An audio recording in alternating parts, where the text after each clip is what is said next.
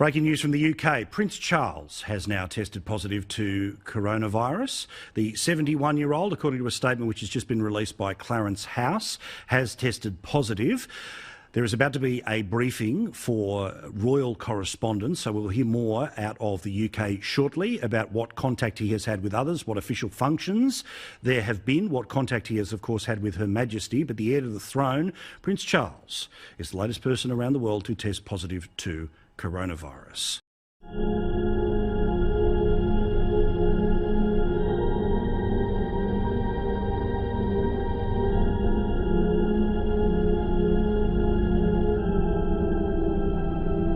What do you see as the biggest challenges in conservation? The growing human population. Because where we are, there's nothing else. And do you have views about what should be done about that? What's your guess?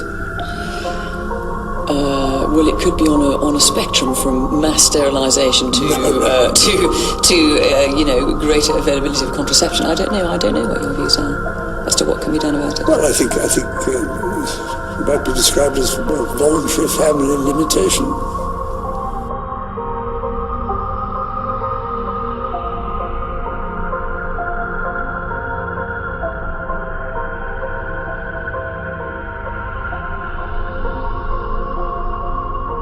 There are a number of different reasons why we should be concerned about the conservation of nature and the natural system.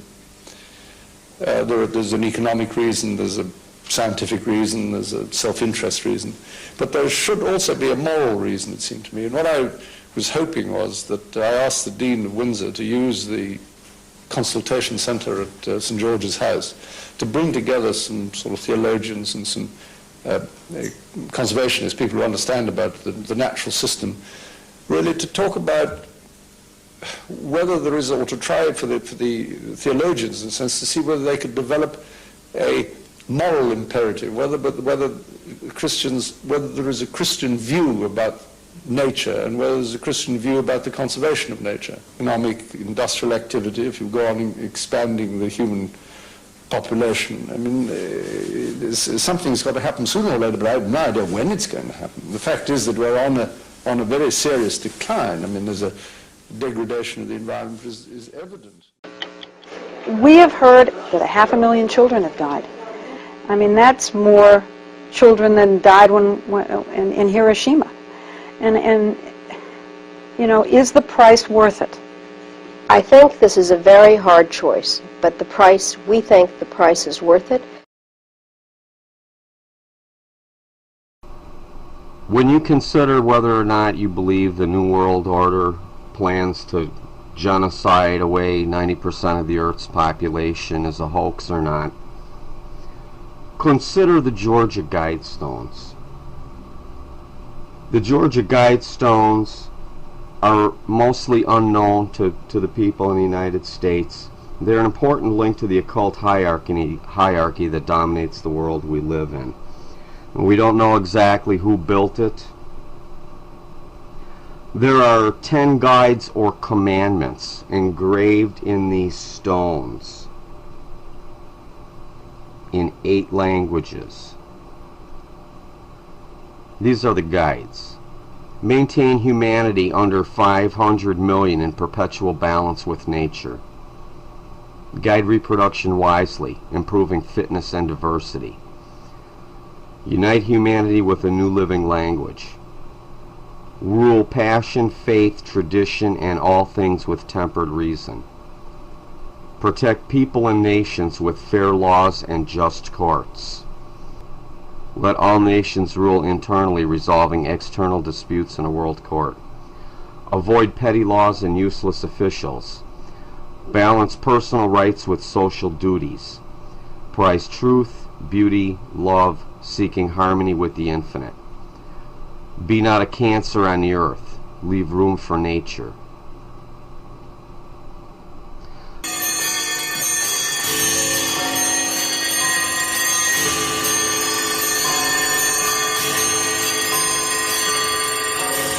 We've got to stabilize the population. When I was born, there were what's wrong with the population? I mean, too many people. That's why we have global warming. We have global warming because too many people are using too much stuff. But if there were less people, they'd be using less stuff. Mr. Turner, I was wondering if you think it's a good idea to reduce 90% of the population because we are being overpopulated by a lot of... 90%. 80? Prince Philip said 80, sir. I go with 85. I think 2 billion is about right. Right, me too. Thank you. One-child family. Exactly. One-child policy. Ben, can you speak about your population control, saying you wanted to reduce the population to 95%? Extermination? You said you want a one-child policy, but you have 5 kids. It doesn't make any sense. The youngest one is 40 years old. All right, but understand. And the world population then was 3 million. But that's what the Nazis did with eugenics, sir. They wanted to destroy humanity. Pay detail. You don't got to tell you. I'm not even doing nothing wrong. Can you tell me what I did wrong? You don't have permission here. Yes, I do. I'm a legitimate person. I'm on the list, so I'm not even doing nothing illegal. You talk to the management. All right.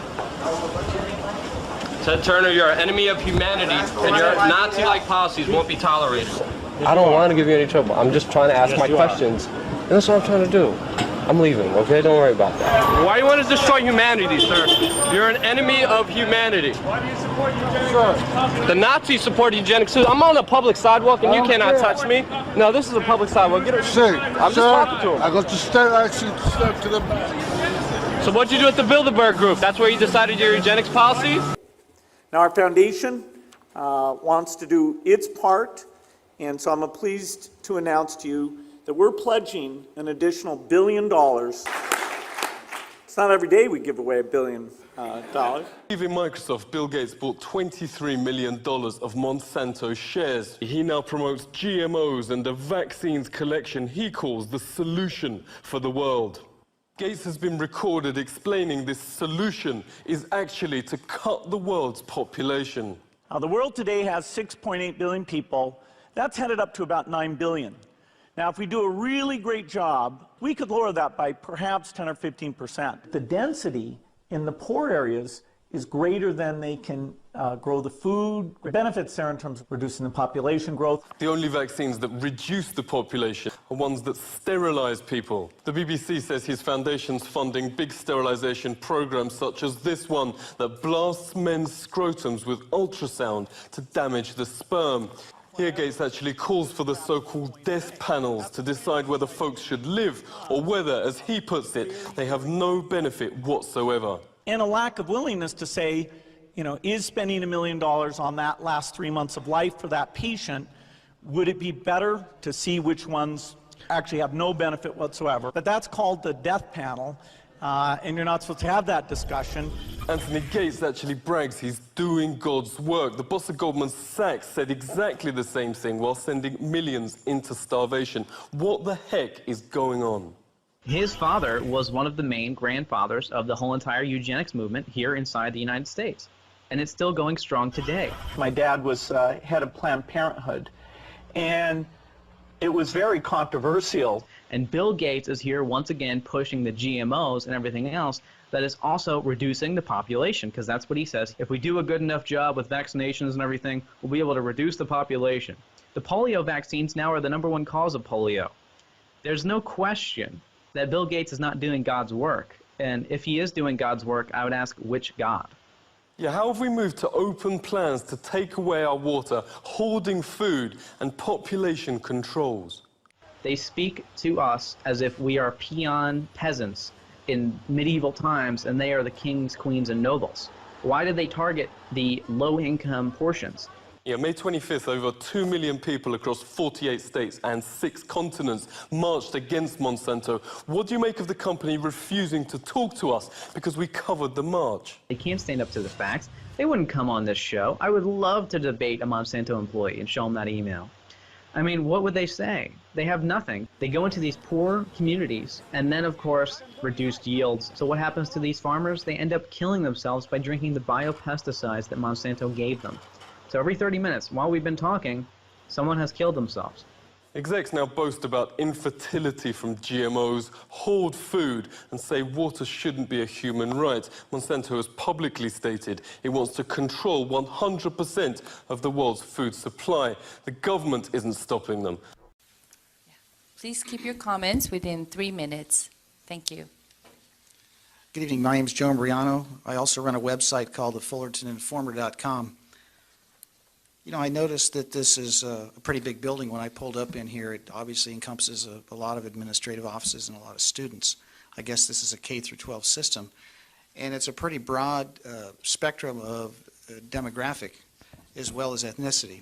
And I think everyone here in this room, including up on the board, realizes that tyranny is a fact of life, whether it be your parents or even your own selves. I don't know how you got here or when you got here, but I'm sure you can all relate. The school districts have become the enforcement arm of a variety of what I believe are agendas. Vaccination is an agenda, as evidenced by how this law was enacted. Our legislators are bought and paid for. The lobbyists were up on the dais during the hearings, whispering in the ears of the legislators. It's unbelievable. The Disneyland measles outbreak involved no school-age children. And from my understanding, the strain of measles that was involved in that outbreak, the MMR vaccine has not been tested for efficacy against it. Now, with anything that's going to be forced on students as a condition of school entry, you would think that they would be tested for mutagenic potential, carcinogenic potential, or even impairment of fertility. I'm here to tell you a fact, ladies and gentlemen. On every vaccine insert in Section 13, it says no such thing has been done for the vaccinations. They have not been tested for impairment of fertility. I don't know if anybody in this room is from China. China has a one-child policy in the past, forced abortions, forced sterilizations. Ladies and gentlemen, it's a very good possibility that we've laid the groundwork in this country for that. I hear all the talk about technology, and I couldn't help but be horrified as I sat in the trunk of my car. I have these reports from the military. This is a 40-year-old report from the Naval Medical Research Institute. And there are 2,000 citations on the dangers of microwave radiation, and we're bringing iPads into the classrooms. And you've probably never heard about this. Maybe the superintendent has, because I've been very vocal in other districts. But microwave radiation and wireless radiation has no place in the classroom. It is a dangerous thing. There's so much research out there. It's insane that this can be ignored for as long as it has. It's just going hand in hand with the insanity of forced vaccination. When we were forcing children to be exposed to a Class 2B carcinogen on the same level as lead, which is microwave radiation, as well as take vaccinations, You have 30 upwards seconds. of 60 vaccinations, 65 vaccinations, that have not been tested for carcinogenic potential, mutagenic potential, or impairment of fertility. So I would urge all of you to agendize pushing back the PBE filing deadline to line up with the July 2016 implementation of SB 277. Thank you.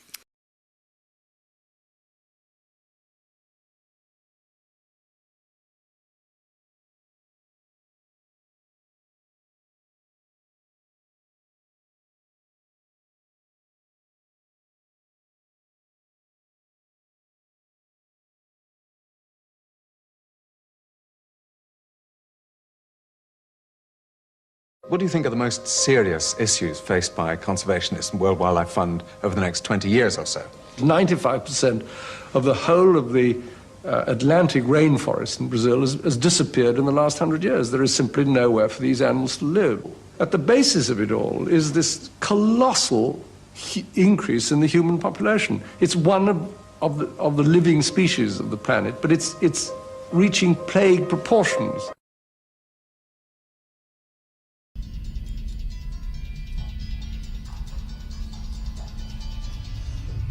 Well, Big Brother will now be taught at a school near you. Across the country, schools are finding ways to track and monitor students inside and outside the classroom. The techniques range from chips embedded in school ID cards to GPS systems installed in computers tracking students' every move to actual surveillance cameras. And it's happening in Texas. Somea's material can be stretched, folded, or crumpled up like paper, but the electronics on it still work. That's why it might be useful for biomedical applications. And power to give life unto the image of the beast, that the image of the beast should both speak and cause that as many as would not worship the image of the beast should be killed.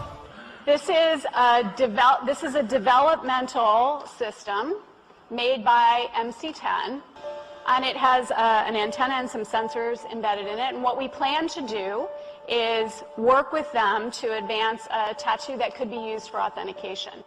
So, so apparently this actually is artificial life, and it's able to grow.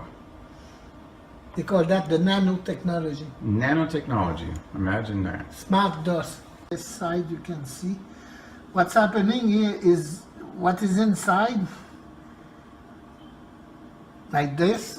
This is from inside coming out. Okay.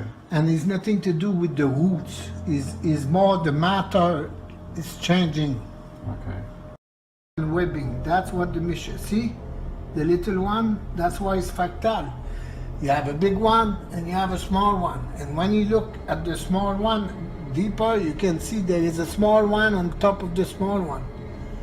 Up to how many times in terms of in micro sizes can you go in? Oh, that one I can go to 1,000 times. Oh boy, okay. You see? Oh, jeez. So right. here, what's happened, he break. Okay, because for some reason, when you pick it up, the dust, or you know, so the head of the dust break. So after that, he go all over the place. 1,000 head go and he go on their ways. Each one becomes one again and continues, and it just takes this. And here you can see you have a glass on top of the glass. Okay, this is the lamelle, and on top of it there is another glass. So it's not my breath or something like that to make them move. Okay. It's because, actually sandwiched inside. Yeah, yes, it's a sandwich. If it's sandwiched inside there and it's still able to move the way we saw it move. Yeah. Then. But for the wealthy elite, their fears went beyond things like insurrection. They were worried about the financial impact. Remember, it was not just the cotton plantations that profited from slavery. Whether you're talking about the banks or the insurance companies, the railroads, even the newspapers, the fact is that almost every aspect of the American economy was at some level or another invested in the slave business. You also need to recognize that for the wealthy elitist who controlled the system, slaves were an asset as long as they were slaves. But at the moment they are set free, they become a liability. And what the elite knew was that the end of slavery would instantly release 4 million people into the economy who had been kept uneducated and effectively unemployable anywhere but the cotton field. And what they were concerned about was that this was going to bankrupt the American economy. Taxes were going to go through the roof to take care of these people. Crime was going to be rampant. The prisons were going to be flooded. There was going to be this population overrun. And in the North, the biggest fear was migration from the South of these black people. The other fear that these people had was intermarriage between blacks and whites would lead to a loss of racial purity. The question was, what were they going to do about it? And their initial thought was that they would just send all the slaves back to Africa. This plan was called colonization, and it had broad support among the wealthy elite. In fact, the American Colonization Society was even funded by the United States Congress. But in the end, colonization proved to be unworkable, and the idea was eventually scrapped. But about that same time, a new philosophy was emerging in the world. It was called eugenics. And for some, it seemed like the perfect solution to what had become known as the Negro dilemma.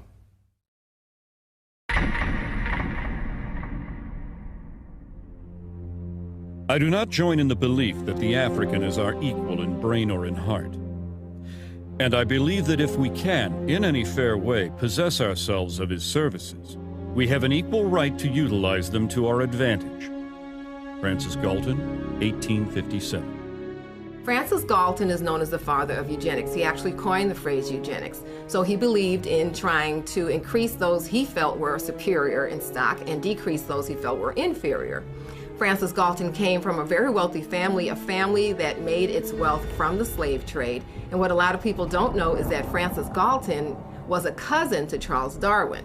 Francis Galton took Charles Darwin's philosophies and ideas and thoughts, and he actually put them into practice, and that's what we know today as eugenics. Eugenics and evolution are related in that they both see what they consider to be the highest form of primate, such as the gorilla, as almost indistinguishable from what they consider the lowest form of human, the African and the Aborigine.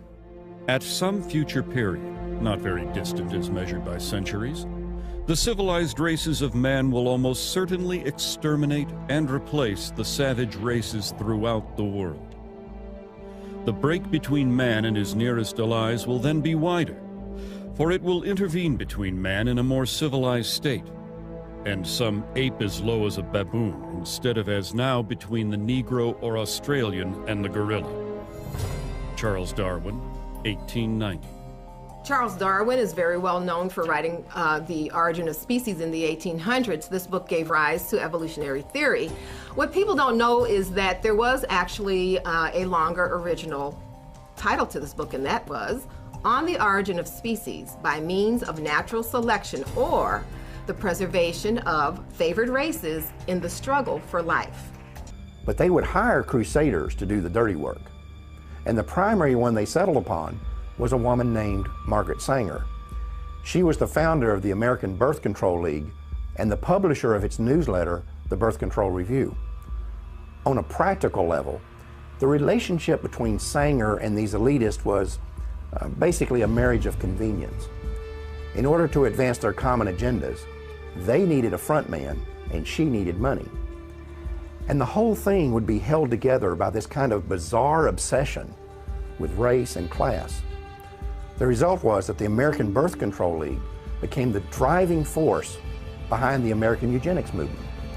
Eugenics would no longer just be a philosophy. Sanger and others like her were going to put it into practice. We are paying for and even submitting to the dictates of an ever-increasing, unceasingly spawning class of human beings who never should have been born at all. Margaret Sanger, 1922. The laws of nature require the obliteration of the unfit, and human life is valuable only when it is of use to the community or race. Madison Grant, 1916. The ultimate goal that these people have in mind is the goal to create a one-world government run by the banking industry, run by the bankers, and they're doing it in sections. The European currency, the euro, and the European Constitution is one part of it. Now they're trying to do it in America with the North American Union, right? And they want to create a new currency called the Amero, right? And the whole agenda is to create a one-world government where everybody has an RFID chip implanted in them. All money is to be in those chips, right? There'll be no more cash. And this is getting me straight from Rockefeller himself. This is what they want to accomplish. And all money will be in your chips.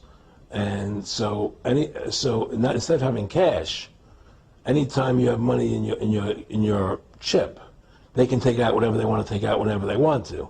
If they say you owe us this much money in taxes, they just deduct it out of your chip digitally. Total control. Total control. And if you're like me or you, and you're protesting what they're doing, they can just turn off your chip. And you have nothing. You can't buy food. You can't do anything. It's total control of the people. And that chip's connected to a database that has your purchasing records, what you do, what everything, you sell. Everything is in there, you know? And so they want a one-world government controlled by them, everybody being chipped, all your money in those chips, and they control the chips, and they control people, and you become a slave. You become a serf. 1931, quote, "There will be, in the next generation or so, a pharmacological method of making people love their servitude and producing dictatorship without tears, so to speak, producing a kind of painless concentration camp for entire societies, so that people will in fact have their liberties taken away from them, but will rather enjoy it, because they will be distracted from any desire to rebel by propaganda or brainwashing enhanced by pharmacological methods. And this seems to be the final revolution. Zbigniew Zabrensky worked in the Carter administration, just passed recently. This is from Between Two Ages, America's Role in the Technocratic Era, 1970.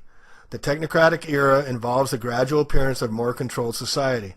Such a society would be dominated by an elite unrestrained by traditional values. Soon it will be possible to assert almost continuous surveillance over every citizen and maintain up-to-date, complete files containing even the most personal information about the citizen. These files will be subject to instantaneous retrieval by the authorities. Shortly, the public will be unable to reason or think for themselves. They will only be able to parrot the information they've been given on the previous night's news. Zbigniew Zabrensky. The chip is loaded with more than 5 billion transistors and boasts more than 250 million synapses or programmable logic points. This is how deep the technology goes. Ray Kurzweil, futurist. By the time we get to the 2040s, we'll be able to multiply human intelligence a billionfold. That will be a profound change that's singular in nature. Computers are going to keep getting smaller and smaller. Ultimately, they will go inside our bodies and brains and make us healthier, make us smarter. And by the 2030s, the non-biological portion of our intelligence will predominate. Ray Kurzweil. Healthcare Act. Obamacare in the 1,000 pages in the U.S. Healthcare Bill is a non-discussed Subtitle C11, Section 2521, National Medical Device Registry, which states its purpose as provides the framework for making the United States the first nation in the world to require each and every one of its citizens to implant in them a radio frequency identification microchip for the purpose of controlling who is or who isn't allowed medical care in their country. And he provides that no one will be able to buy or to sell except the one that has the mark, either the name of the beast or the number of his name. Here is wisdom. Let him who has understanding calculate the number of the beast, for the number is that of a man, and his number is 666. Anyone who takes the mark is immediately thrown into the lake of fire. There's no grace. There's no mercy. It's just, you've got the mark, bam, you're in a lake of fire. But guess what? The future is now. Not only does this technology already exist, but it's already being developed and implemented at a rapid and accelerated pace as the technological elite finally begin to bridge the gap between our digital and physical identities. A system touted as a national security necessity is being used to build a database where the biometric identity of millions of Americans will be gathered and stored. We're meeting with the president in order to formulate legislation that would require every person in the United States of America who is employed to carry a biometric identification card with them. And he calls it all, both small and great, rich and poor, free and bond, to receive a mark in their right hand or in their foreheads.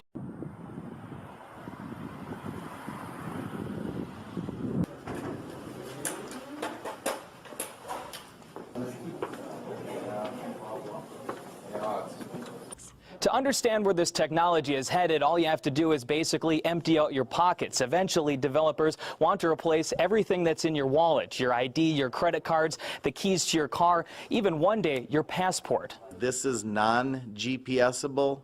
However, there is just as much interest from parents with young kids that want to be able to implant their children with a GPS chip. While now it's just buying snacks and opening doors, the opportunities are truly endless for this controversial chip. We're going to be responsible. We're going to be respectful with what we're going to do. And developers are already working on new applications for these chips as we speak. One of them told me to come back tomorrow, and he'd be able to program the chip to turn on the lights and play music. Another developer said someday it could be used by doctors to just scan your hand, and your complete medical history would be available to them. Biometric IDs to get on the airplane. Soon there's going to be vaccines. So we're going to have to be making choices, but the reason I'm doing this is because I want it to be informed choices of where we can go to and what we need to prepare for. So this has been going on for a very long time. That was 1966. And getting back to our controlling government, as I said, the silent weapons for quiet wars, it's the soft power being used from TV programming to vaccinations to fluoride in drinking water, and aerosol spraying of our skies might be used in the silent kill for control and depopulation. There will be 13 regional zones within the former U.S. under North American Union, which will include Canada and Mexico. That's when they tried to come out with the Amero back in 2008 under a currency called the Amero. Just like the European Union will also be the Indo-Asia Union. This is their long-term strategies and plans, folks. And then they document it with all the Agenda 21, the Trans-Pacific Partnership, the Codex Alimentarius, and all the rest. And then here's one more quote I want to read before we move on. This is from Andrew Gavin Marshall, The Global Economic Crisis, the Great Depression of the 21st Century.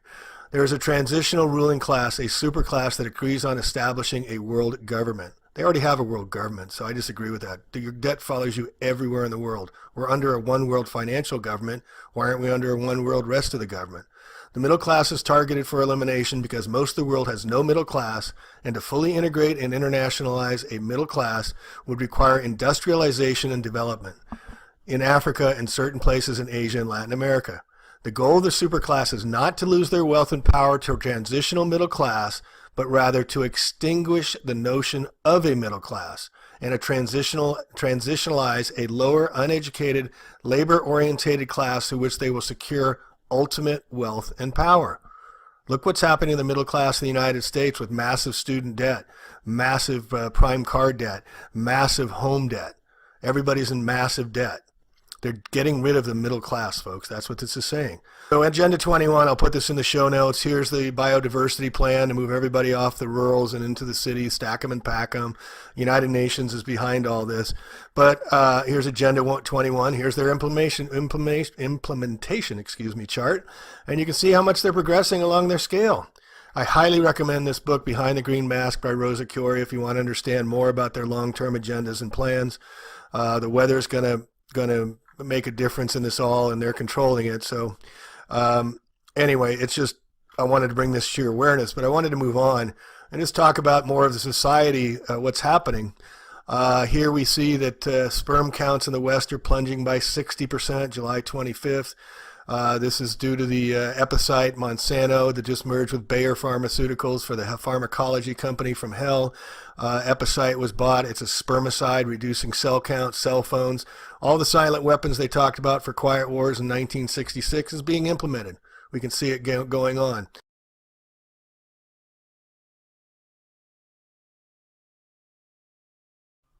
For one example of many, in 2001, a small California biotech company called Epicite patented a product, patented a gene, which causes both men and women who eat it, in the form of any product, to produce antibodies to sperm. If the men eat the Epicite gene, they produce antibodies to their own sperm, rendering them irreversibly sterile.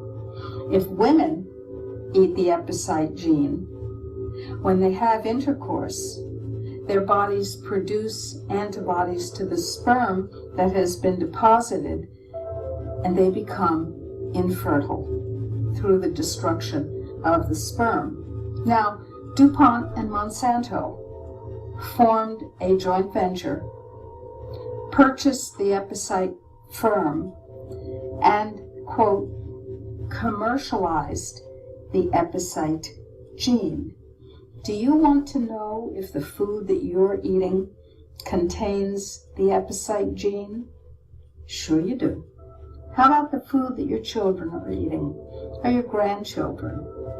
Sure you do.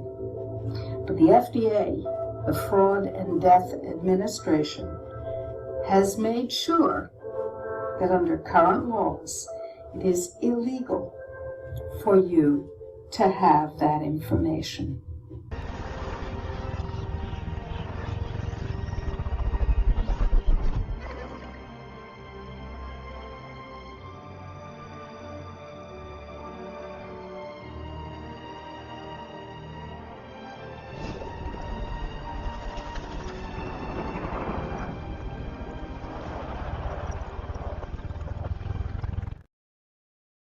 we have before us the opportunity to forge for ourselves and for future generations a new world order, a world where the rule of law, not the law of the jungle, governs the conduct of nations.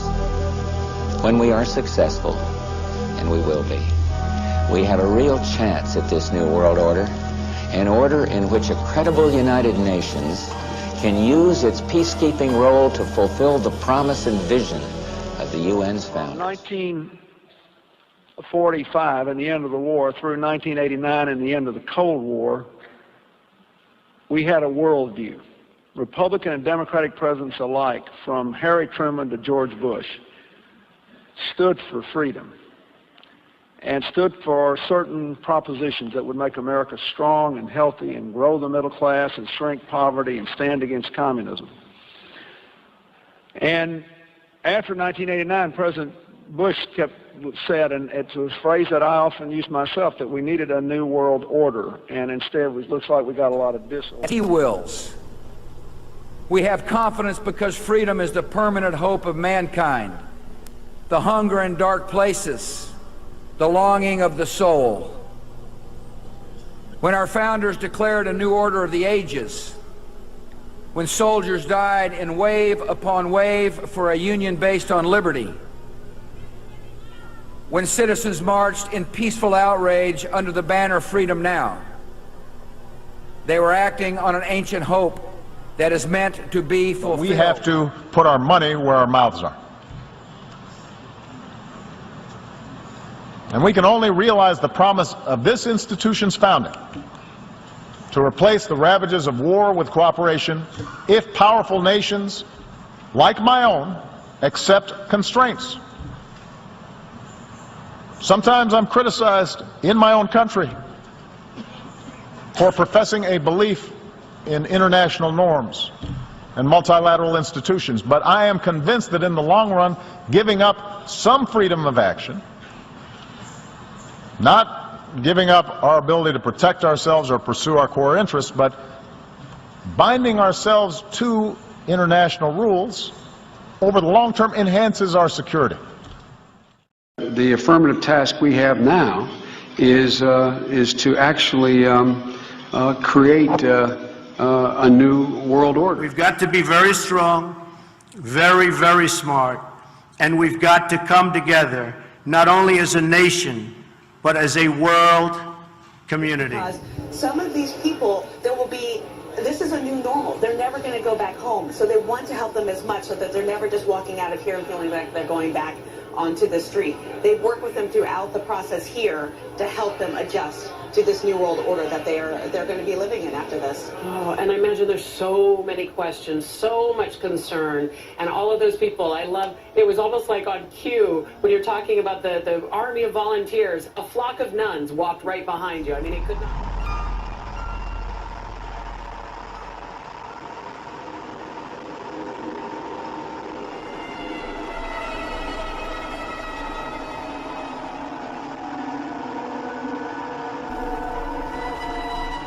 Well, we've been talking about this years, folks. Makeshift plastic coffins that have been collected in the Midwest and other places in the Northeast, Southeast. And now this, folks. We've been talking about prison barges, prison camps, and FEMA camps. This is a floating one, folks, and I don't think that they care anymore. Look at this. Look at this barge, folks. It looks like a floating jail, a penitentiary. It sure does.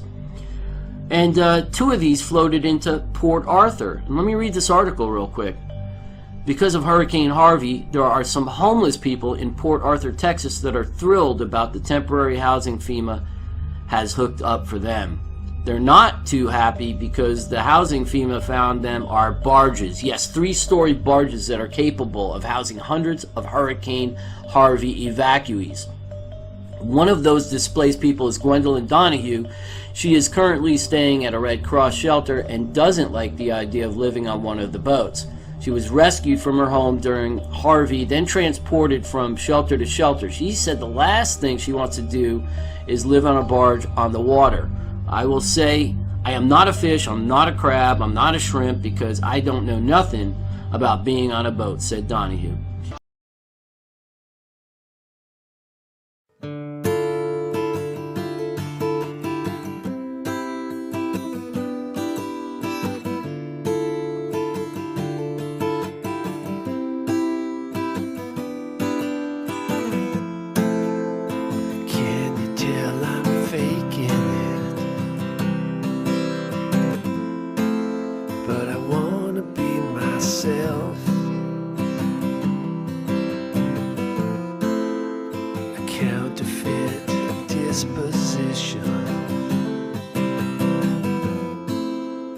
Can't be good for my health. So many different faces, depending on the different phases. My personality changes. I'm a chameleon.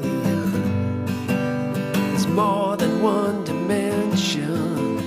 Can fool you and attract attention. Camouflage my nature. Let me demonstrate. Makeup's all off. Who am I? The magic's in the makeup. The magic's in the makeup.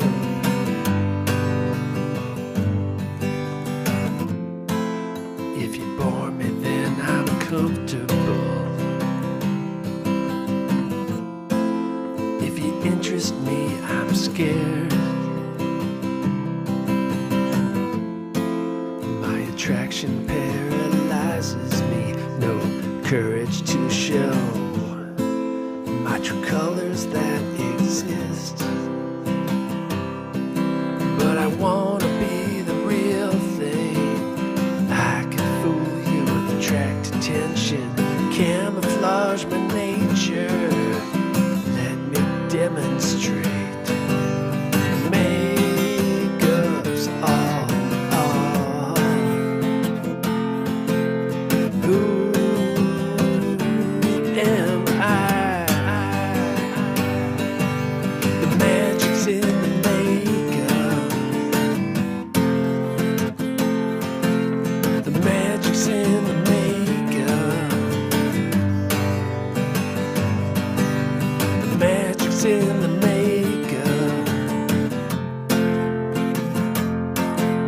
The magic's in the makeup.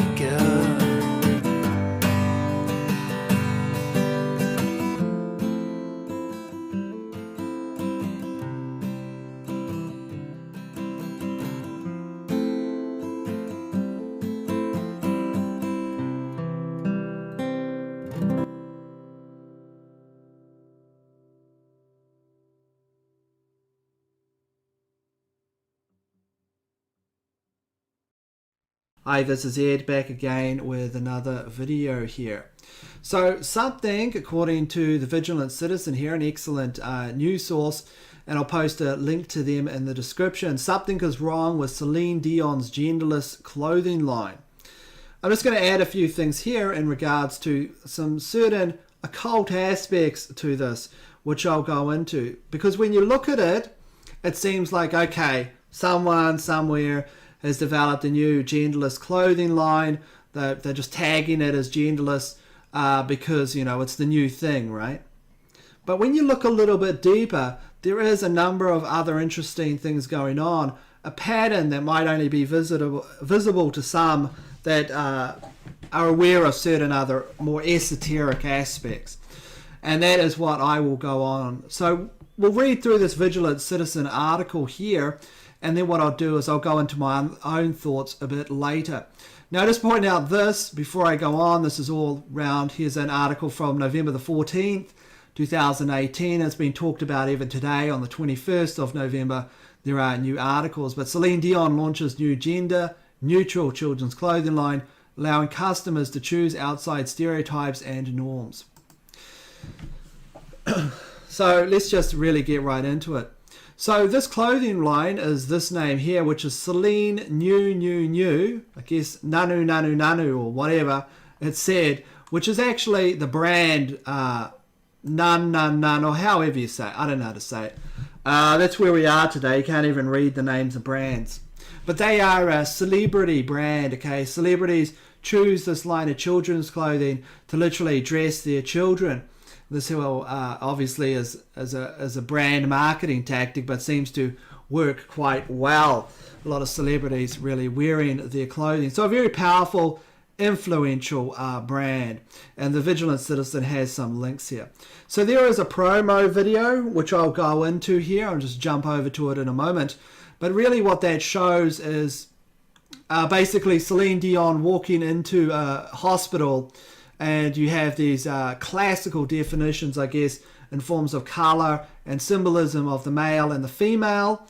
And what happens is, after she blows some magic dust from her briefcase, which is this black, kind of creepy-esque fairy dust, like of some kind of witch or something, you actually have everyone turns into these kind of strange creatures, okay? And then you have the clear symbolism or classical definition of the male and female symbolism turns into these white crosses, which are synonymous from where, you know, Switzerland actually formulated their cross system from, which are older symbolisms, really.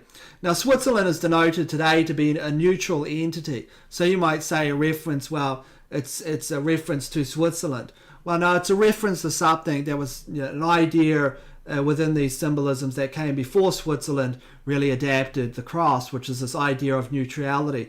Now, the cross itself has an interesting other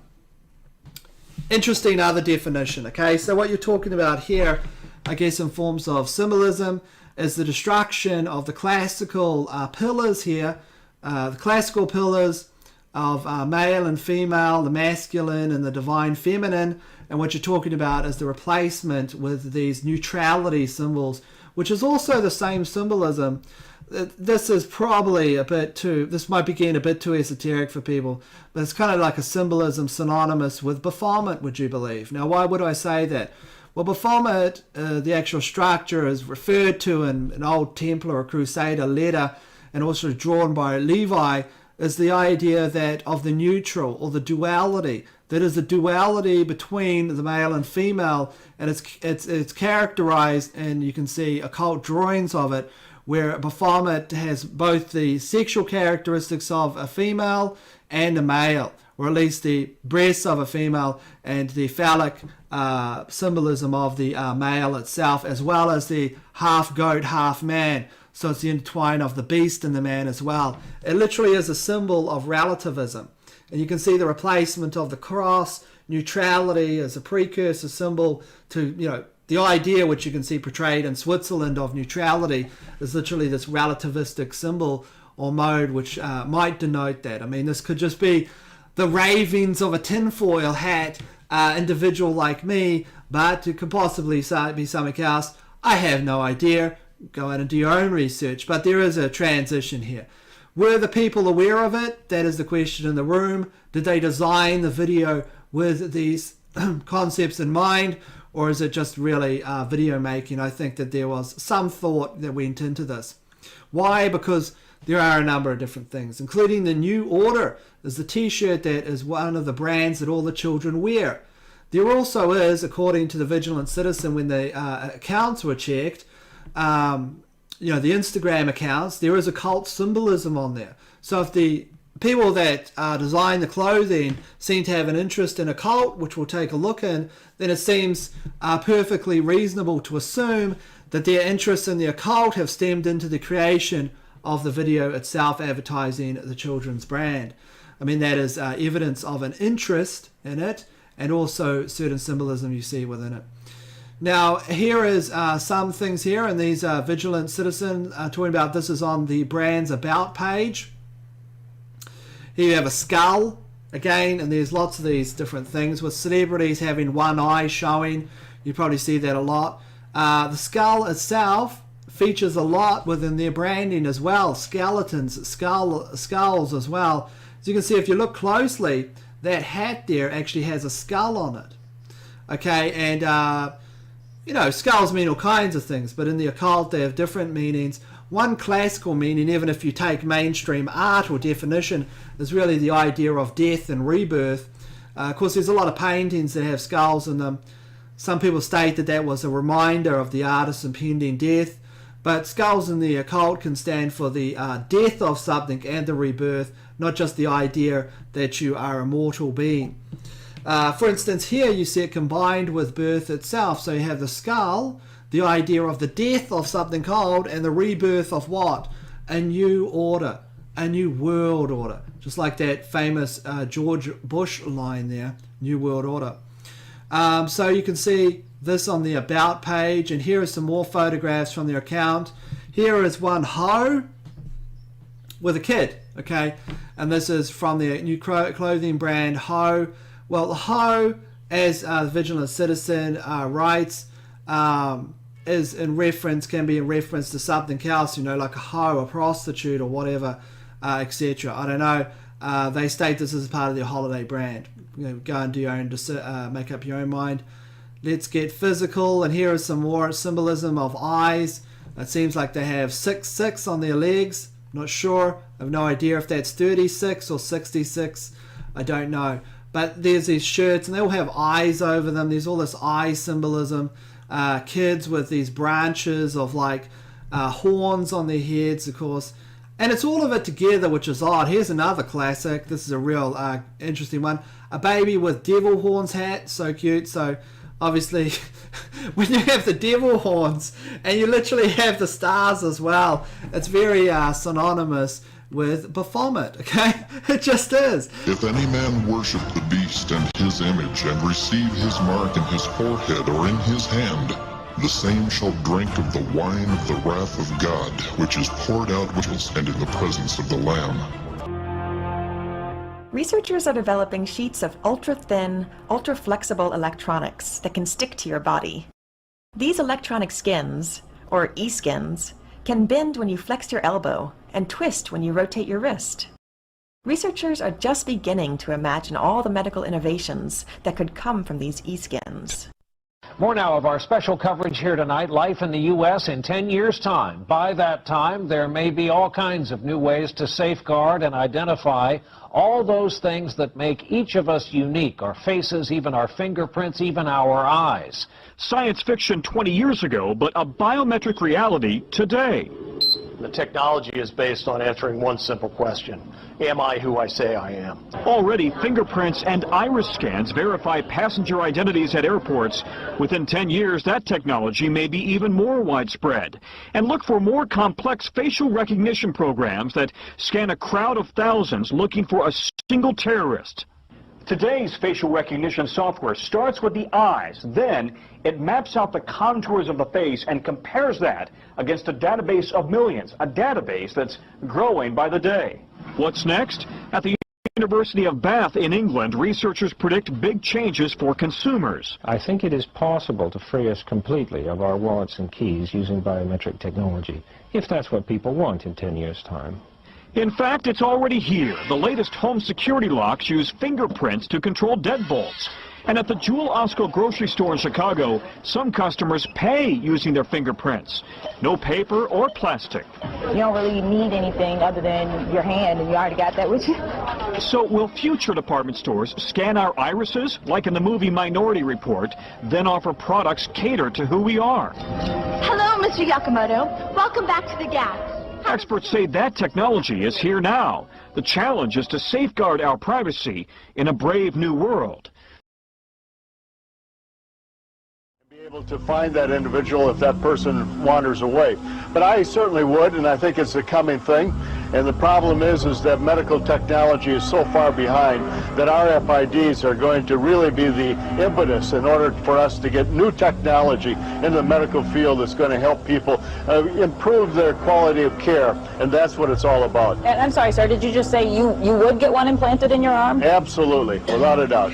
because of the lack of technology. The 98,000 people died last year because of mistakes in hospitals and clinics across America, and a good share of those mistakes could have been prevented by technology. RFID is at the cutting edge of new technology, is going to help to improve the quality of health and the quality of care for all Americans. If I could turn to Secretary Thompson, just ask a quick question about your old job. Secretary Thompson, you were quoted last December as saying you have to assume that sometime in the future one of our countries, meaning the larger developed countries, is going to be hit by a bioterrorism attack.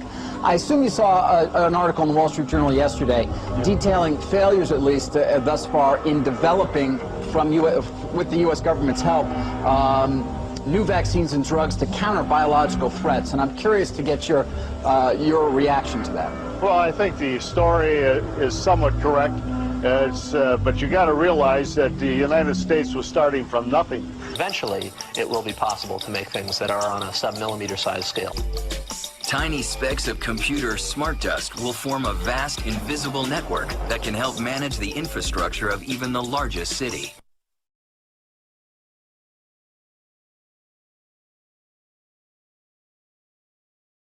Smart cities in the future will take this low power, inexpensive, small technology and basically distribute it everywhere. But smart dust will also allow buildings and streets to recognize you and respond accordingly. I think increasingly the environment will respond to who we are and adapt in consequence. The city will know where you are if you want it to. Your workplace will know you. Smart dust at the entrance will boot up your computer. And smart dust embedded in the elevator doors will automatically ring your floor. Smart dust is going to sense the environment and allow us to improve the way that we live our lives.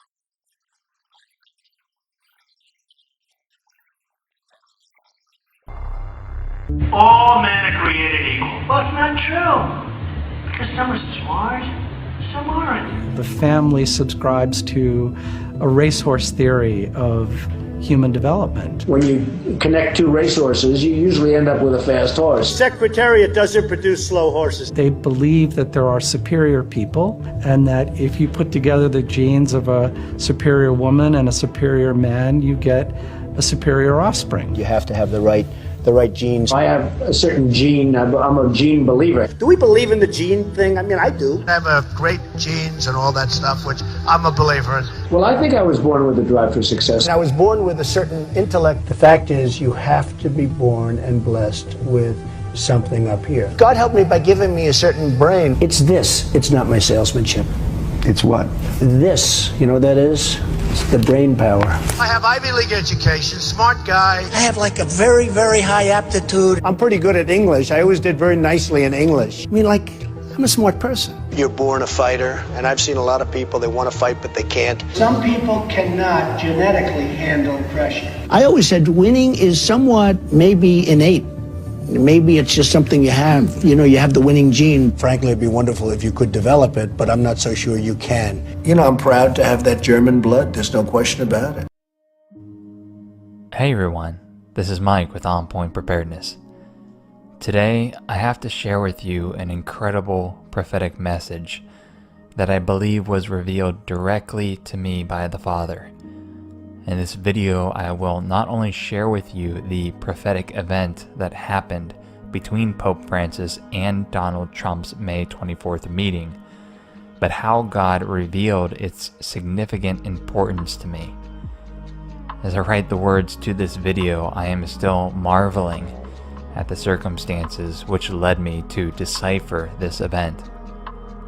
Many of you who have followed my works for the past year clearly understand that the prophetic chapters of the Bible irrefutably attribute the term Mystery Babylon to an anti-church of the end times, and that this church or false religion is led by the Vatican. It also states that there is a second beast, the beast of the earth, who subdues the world into worshiping the beast system, and that beast of the earth is the United States of America.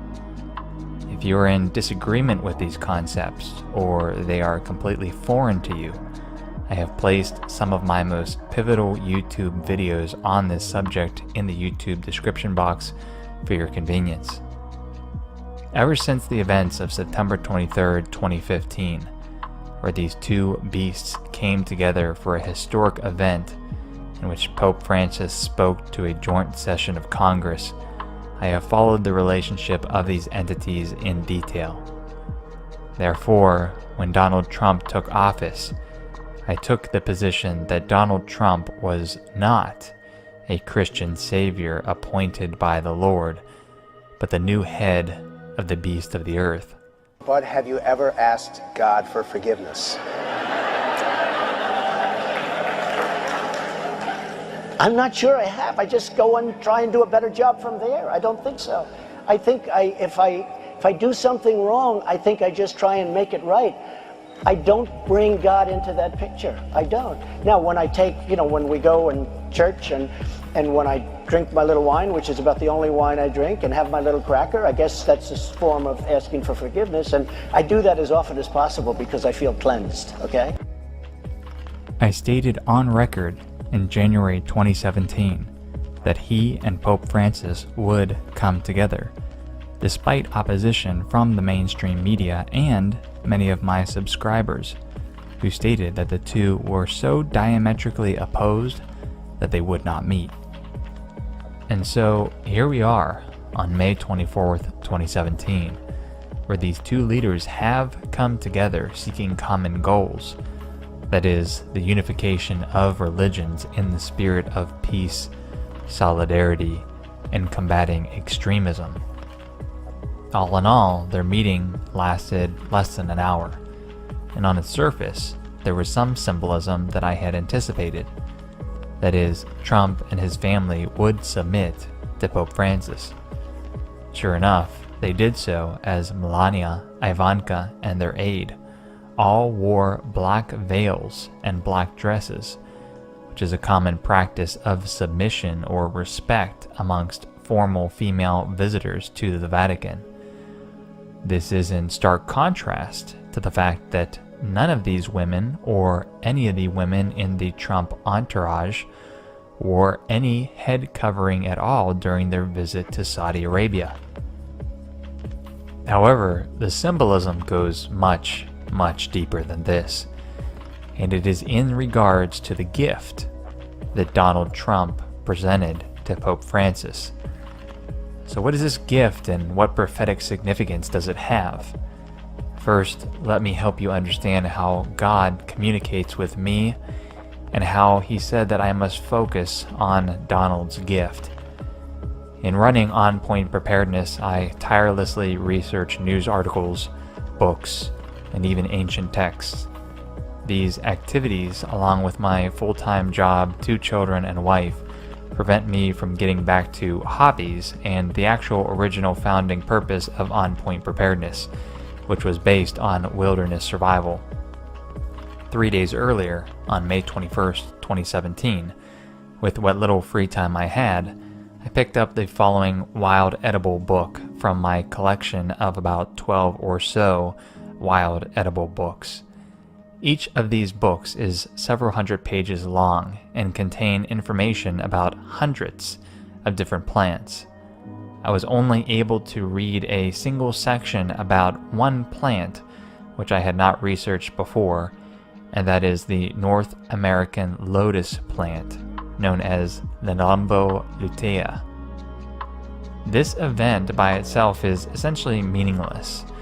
That is, until I recognized that one of the gifts that Donald Trump presented to Pope Francis was a bronze sculpture of the exact lotus species I was reading about 3 days earlier.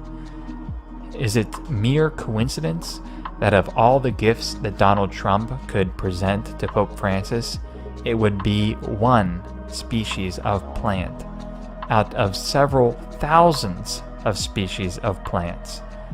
And that I, one who committed to his subscribers that this event would be prophetic and that I would be analyzing the symbolism, would have read about this very same species only 3 days earlier.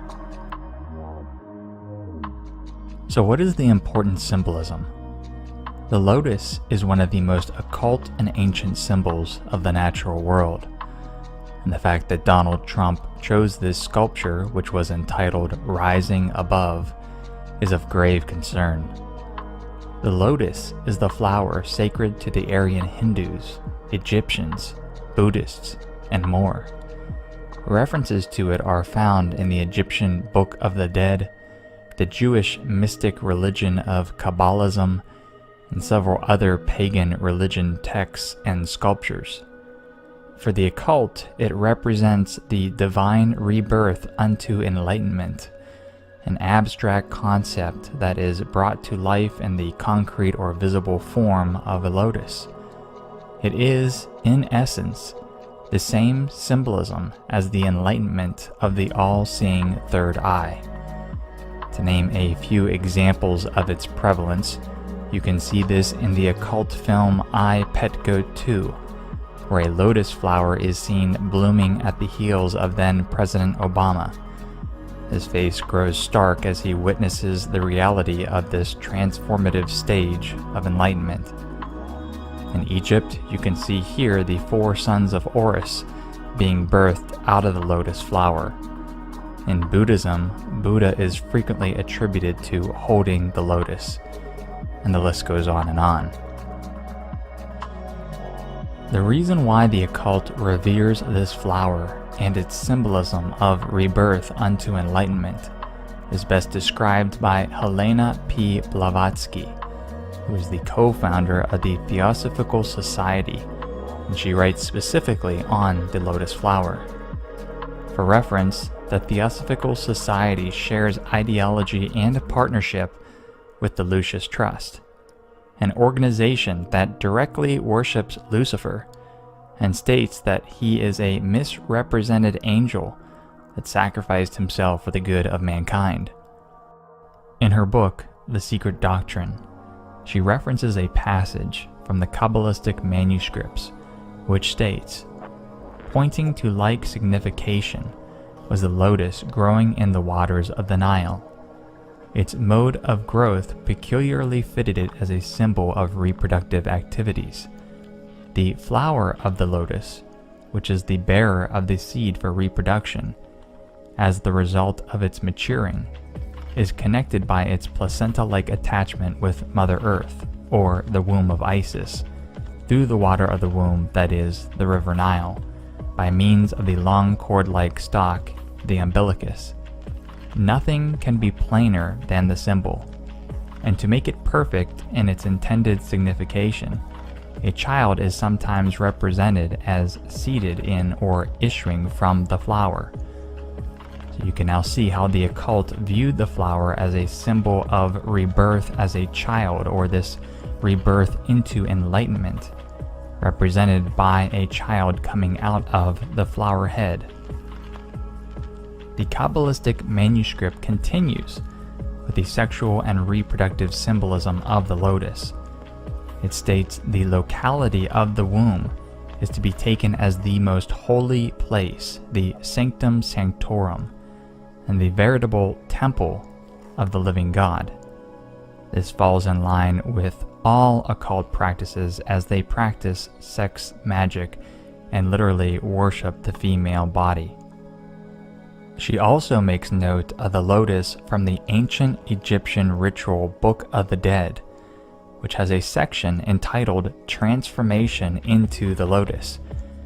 It states, a head emerging from this flower, the god exclaims, I am the pure lotus, emerging from the luminous one.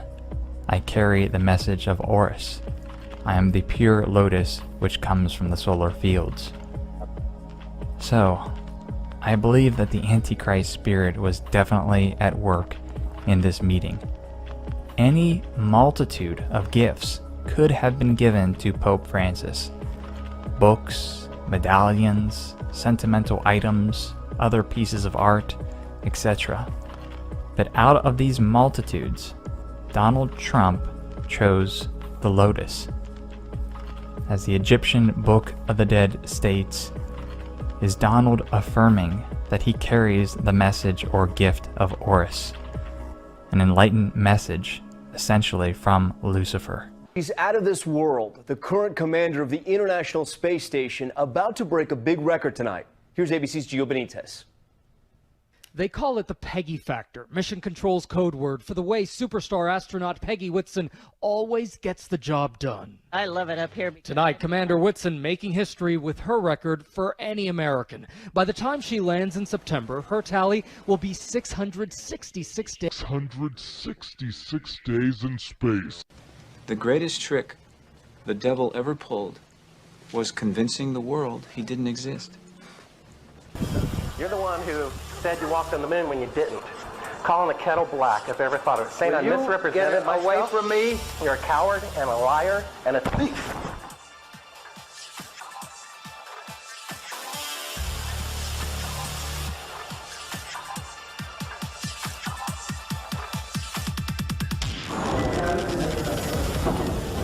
You want me to knock you in the head?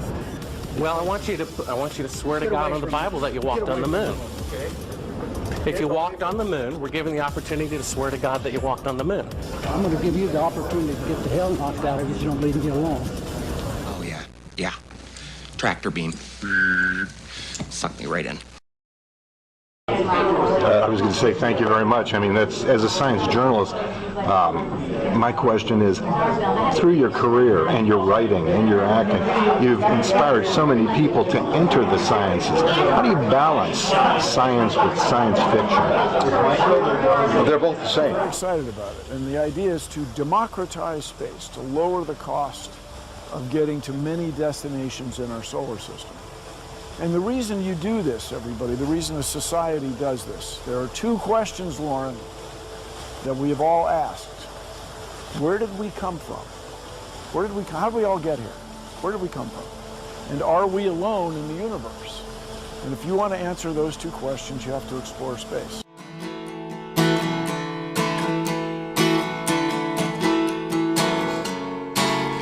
I could turn the page and time that I'd rearrange just a day or two. Close my eyes, but I couldn't find a way. So I settled for one day to believe in you. Tell me lies. Tell me lies, tell me sweet little lies. Tell me lies. Oh no, no, you can't disguise. You can't disguise. Tell me lies, tell me sweet little lies. Although I'm not making plans, I hope that you understand there's a reason why. Close your eyes. No more broken hearts. We're better off apart. Let's give it a try. Tell me lies. Tell me lies. Tell me sweet little lies. Tell me lies. Tell me lies. Oh no, no, you can't disguise. You can't disguise. No, you can't disguise. Tell me lies. Tell me sweet little lies.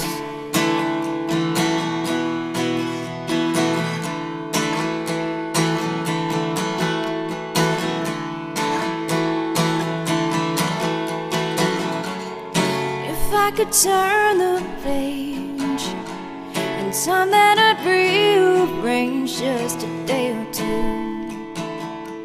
Close my eyes. I couldn't find a way, so I settled for one day to believe in you. Tell me lies. Tell me lies, tell me sweet little lies. Tell me lies. Tell me lies. Oh no, no, you can't disguise. You can't disguise. No, you can't disguise. Tell me lies, tell me sweet little lies. Tell me lies. Tell me lies. Oh no, no, you can't disguise. You can't disguise. No, you can't disguise. Tell me lies, tell me sweet little lies.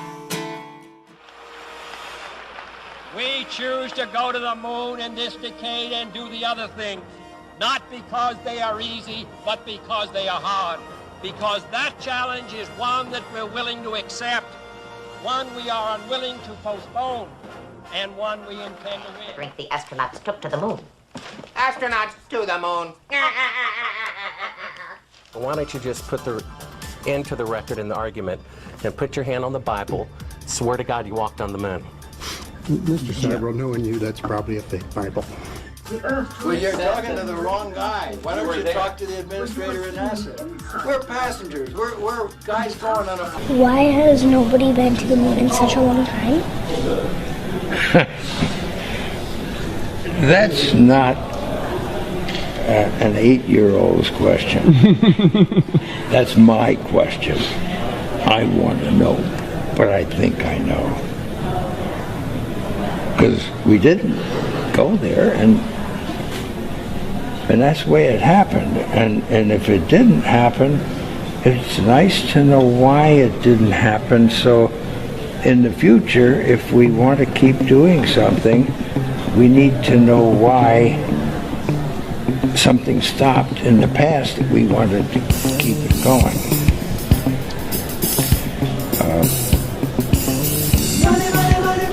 Money is a good thing.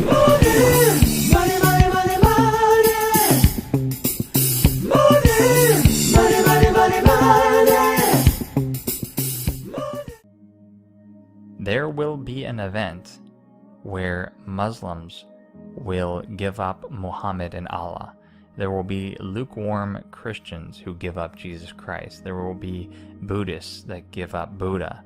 All across the major religions, they will give up worship of their so-called gods in favor of this new deity.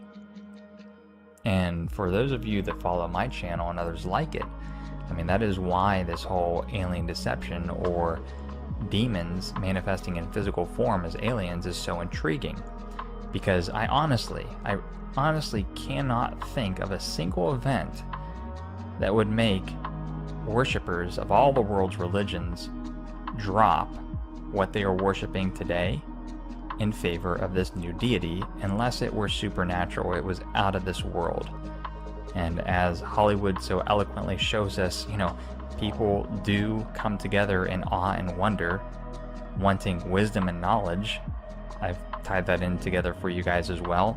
In the Garden of Adam and Eve, they were tempted by knowledge and wisdom. If you look all throughout the occult and all the videos that I've done for you, all the hand symbol gestures and the all-seeing eye, it is all about occult wisdom and knowledge and enlightenment and rebirth. And so in the end times, it makes sense that the same trick will be played on us, that we will be seeking knowledge and wisdom. And it's almost unanimous that when we think about extraterrestrials, we think of them as having superior knowledge and wisdom. It's a very interesting theory.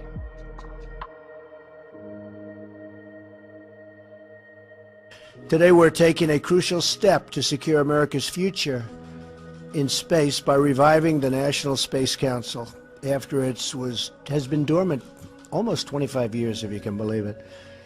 Today's announcement sends a clear signal to the world that we are restoring America's proud legacy of leadership in space. Our Vice President cares very deeply about space policy, and for good reason. Space exploration is not only essential to our character as a nation, but also our economy and our great nation's security. The human soul yearns for discovery. By unlocking the mysteries of the universe, we unlock truths within ourselves. That's true. Our journey into space will not only make us stronger and more prosperous, but will unite us behind grand ambitions and bring us all closer together. Wouldn't that be nice? But will unite us behind grand ambitions and bring us all closer together. Wouldn't that be nice? Every launch into the skies is another step forward toward a future where our differences seem small against the vast expanse of our common humanity. Sometimes you have to view things from a distance in order to see the real truth. It is America's destiny to be at the forefront of humanity's eternal quest for knowledge.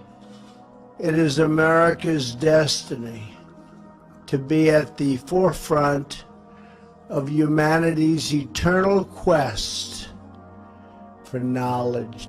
And so in the end times, it makes sense that the same trick will be played on us, that we will be seeking knowledge and wisdom. A lot of room out there, right? Infinity and beyond. Infinity. Could be infinity. We really don't know what it could be. There's got to be something, but it could be infinity, right? At some point in the future, we're going to look back and say, how did we do it without space? This guy just doesn't want to lie. No. He's looking down. He just doesn't want to say anything. This is why he didn't give any interviews for the rest of his life. Look at that. Please do look at that, folks. YouTube video of the first Apollo crew to come back at the press conference. It's really embarrassing. I mean, it's just embarrassing. The lie was so big that they really couldn't fake it that well. It was too much for them. Hi everyone, my name is Rachel Seller and I'm a registered nurse. My specialty is forensic nursing. I expose medical crime one misdiagnosis at a time. I help people discover the root cause of disease.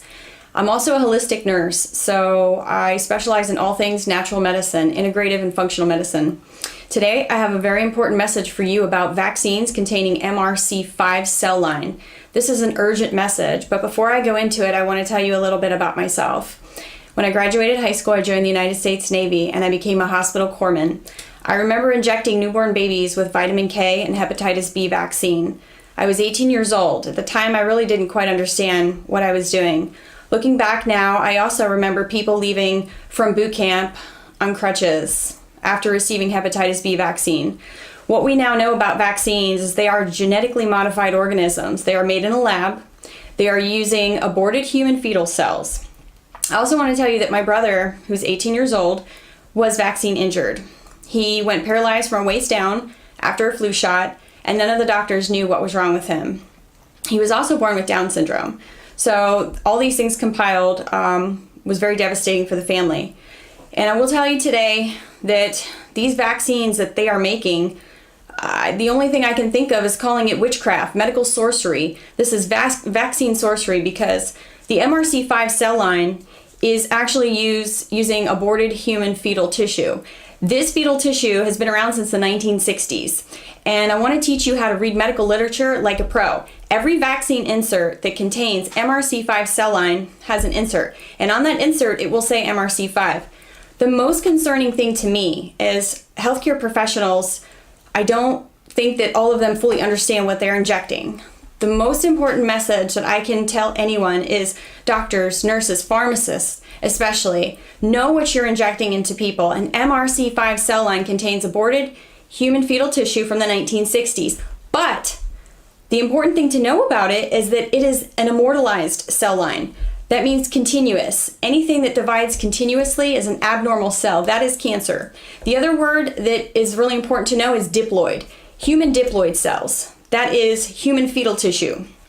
Okay? Some of the vaccines that contain MRC5 cell line are the MMR, measles, mumps, rubella, Varivax, chickenpox, hepatitis A and B, Twinrix, and the poliovax. The important thing to know also is that Dr. Andrew Wakefield said we are living on a virgin soil, which means you think you have immunity to measles, mumps, or rubella, but you've never seen that because we've been given genetically modified vaccines. That's not the true measles, mumps, or rubella.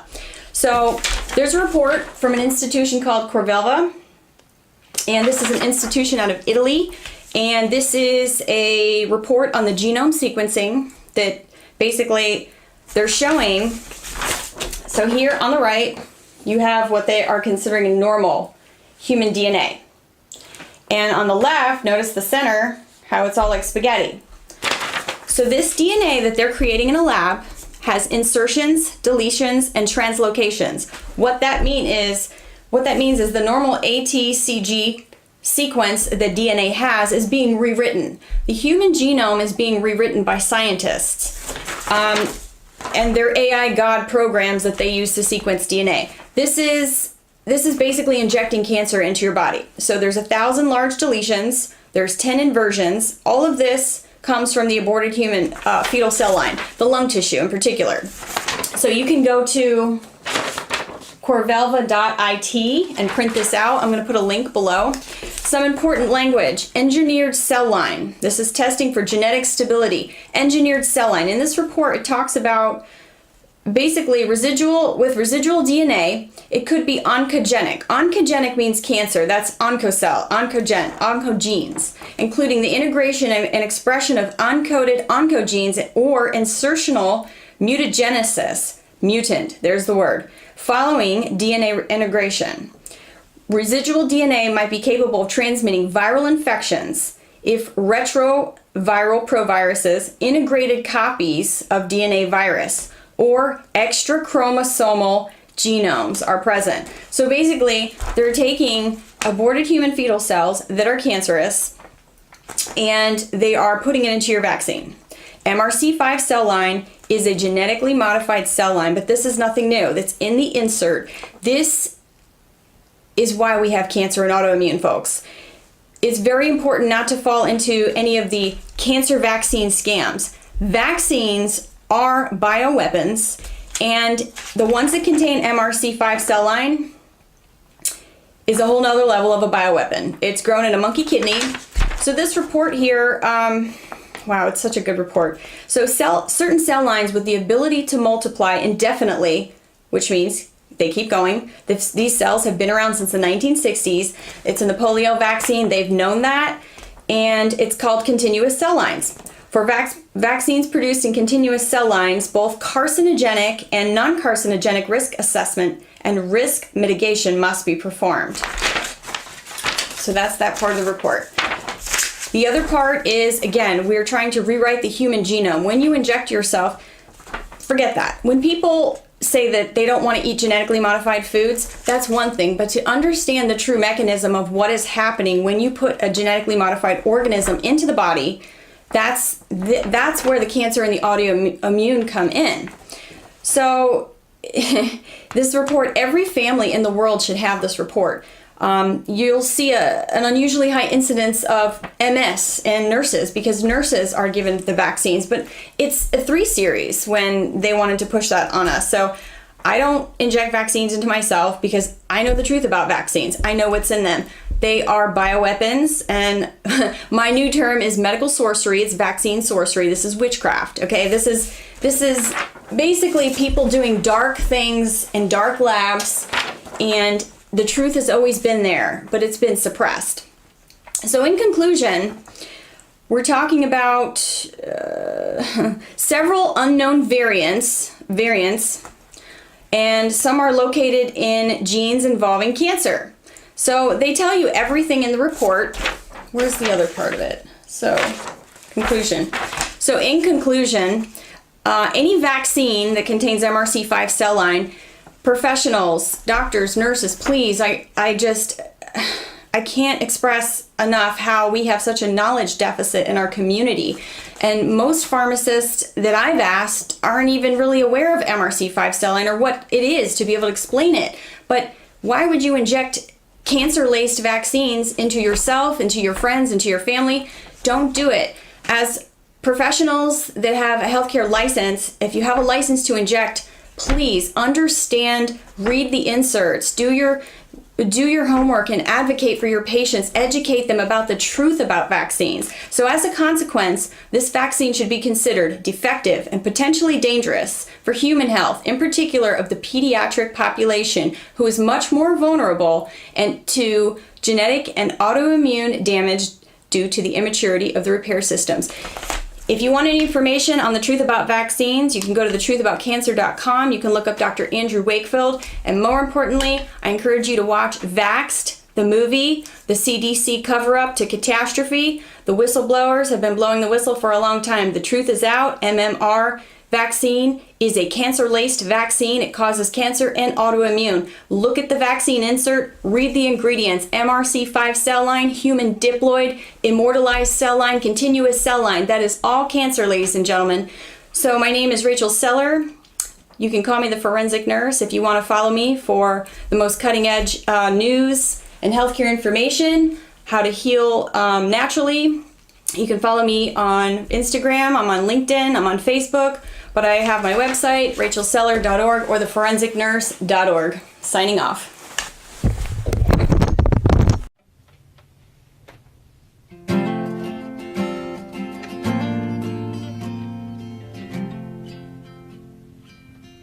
You shiver and twitch because you need a fix. And the more that you do, the deeper you get. But you're not alone. The devil has a hold of so many people who are in the same boat. You're under the influence of a seductive spirit, and you are the generation that God told us was sure to come. And all across the globe, troubled souls give up, imprisoned by substance, love get crushed by the chemicals in pharmacia.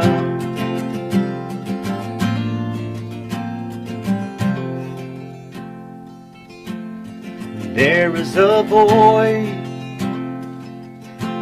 in everyone's life, and it is insistence to be satisfied. The question is, what truly fulfills and what incarcerates, intending to kill. You're under the influence of a seductive spirit, and you are the generation that God told us was sure to come. And all across the globe, troubled souls give up, imprisoned by substance.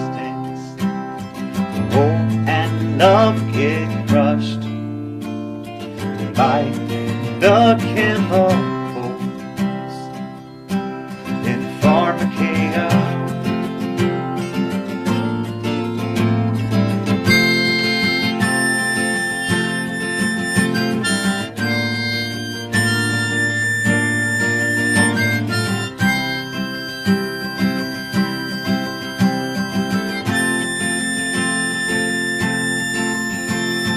Jesus will strengthen us. Through His blood we can overcome. But it's no walk in the park when you are swimming with sharks. No, it won't be smooth sailing. Sometimes you'll feel capsized.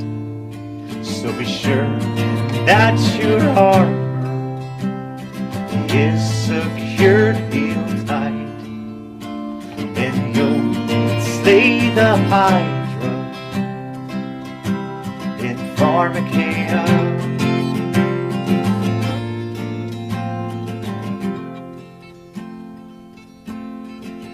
No, it won't be smooth sailing, and sometimes you'll feel capsized.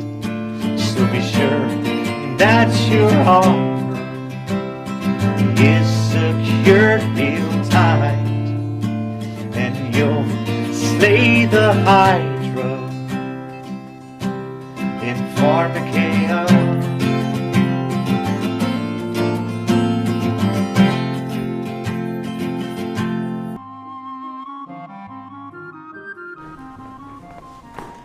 Hi, how are you? Good. What's your name? Miko. Miko? I'm Isabella. What's your name? Kristen. Kristen? Nice to meet you. I'm Isabella. How are you doing? Good. Good. Are you nervous? Yes. How come? Do I look scary? Do you know what I am? No? I'm a drag queen. Have you ever heard of a drag queen before? No? Everybody should try drag at least once. It's really fun. Even kids? Yeah, there's actually quite a few kids that are starting to do drag. Do dogs do drag? Do dogs do drag?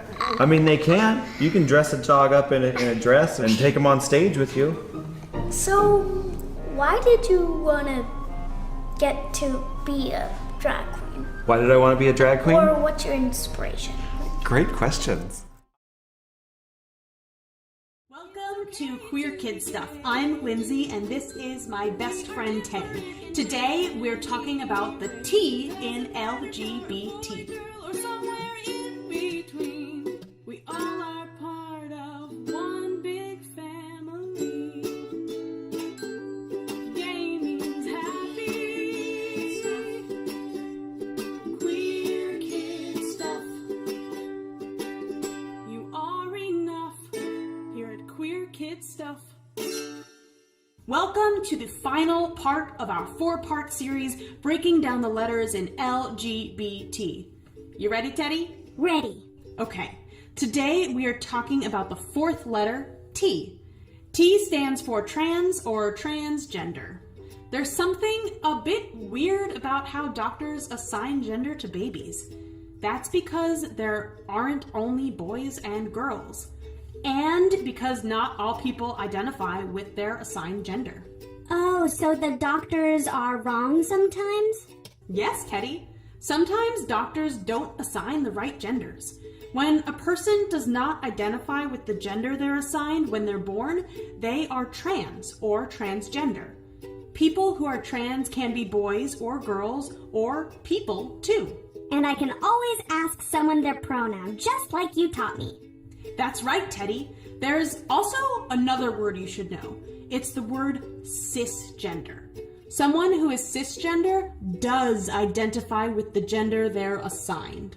Okay, so since you are assigned girl and you use she, then you are cisgender. That is exactly right, Teddy.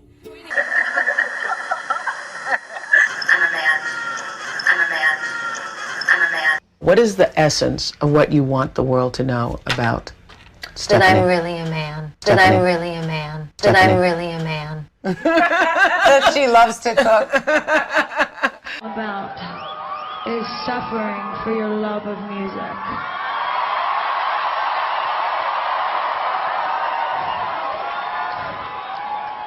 And I remember that I don't think I got hands down here.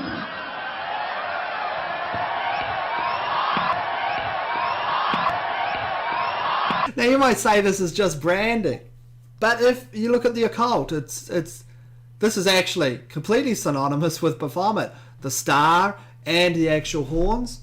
I'll show you what Baphomet is. Okay, let's just take a look before we quickly go on to some other things. Actually, we'll go through them, then take a look at Baphomet. Probably a good way to close it out. You have some masks and strange design. These are kids. Get your kid wear on. This is just fantastic. Look at this weird kind of like outfit with an adult hand pressed upon the kid's chest.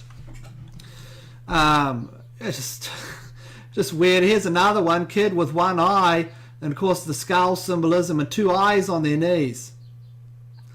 Here is their Instagram cap. The brand's IG account also contains various pictures and paintings that are tagged inspiration. Nearly all of them are creepy, disturbing, and full of symbolism referring to the darkest practices of the occult elite. Literally, I'm not sure of this picture here. It'd be interesting to see what that picture is in that book. I have no idea. It looks black and white, I'm not sure. But here they are talking about this, and they're talking about this as inspiration, and this is New World. So this is the overarching brand of the Celine Dion stuff there, and it's literally a girl wearing a goat's mask. The classic for the archives, of course, synonymous with Baphomet. Okay, so let's go have a look at Baphomet now, and then we'll continue here, and I've got a number of other things I want to show. So here's an artist's rendition of it. Of course, there's many renditions. This is the classic Levi's picture here, half of it, and you can see it there. But this one's perhaps, here, we'll just look at this one here. And you can see the depictions there. What you have is you have the female breasts here, and you have the male phallic symbol, the 2 snakes there, reference to things. I won't go too far into that.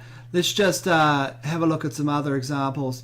But you basically get the picture. It's a phallic symbol and the duality between the male and female, as well as a number of different things, including the goats and the reference between beast and man, and the moon symbolism here. Note specifically the moon symbolism, because I don't think, and this is the classical depiction here. I believe this one is just pretty much a redrawing. It might be a redrawing of Levi's. Exactly, I think it's the famous occultist, okay, that referenced this.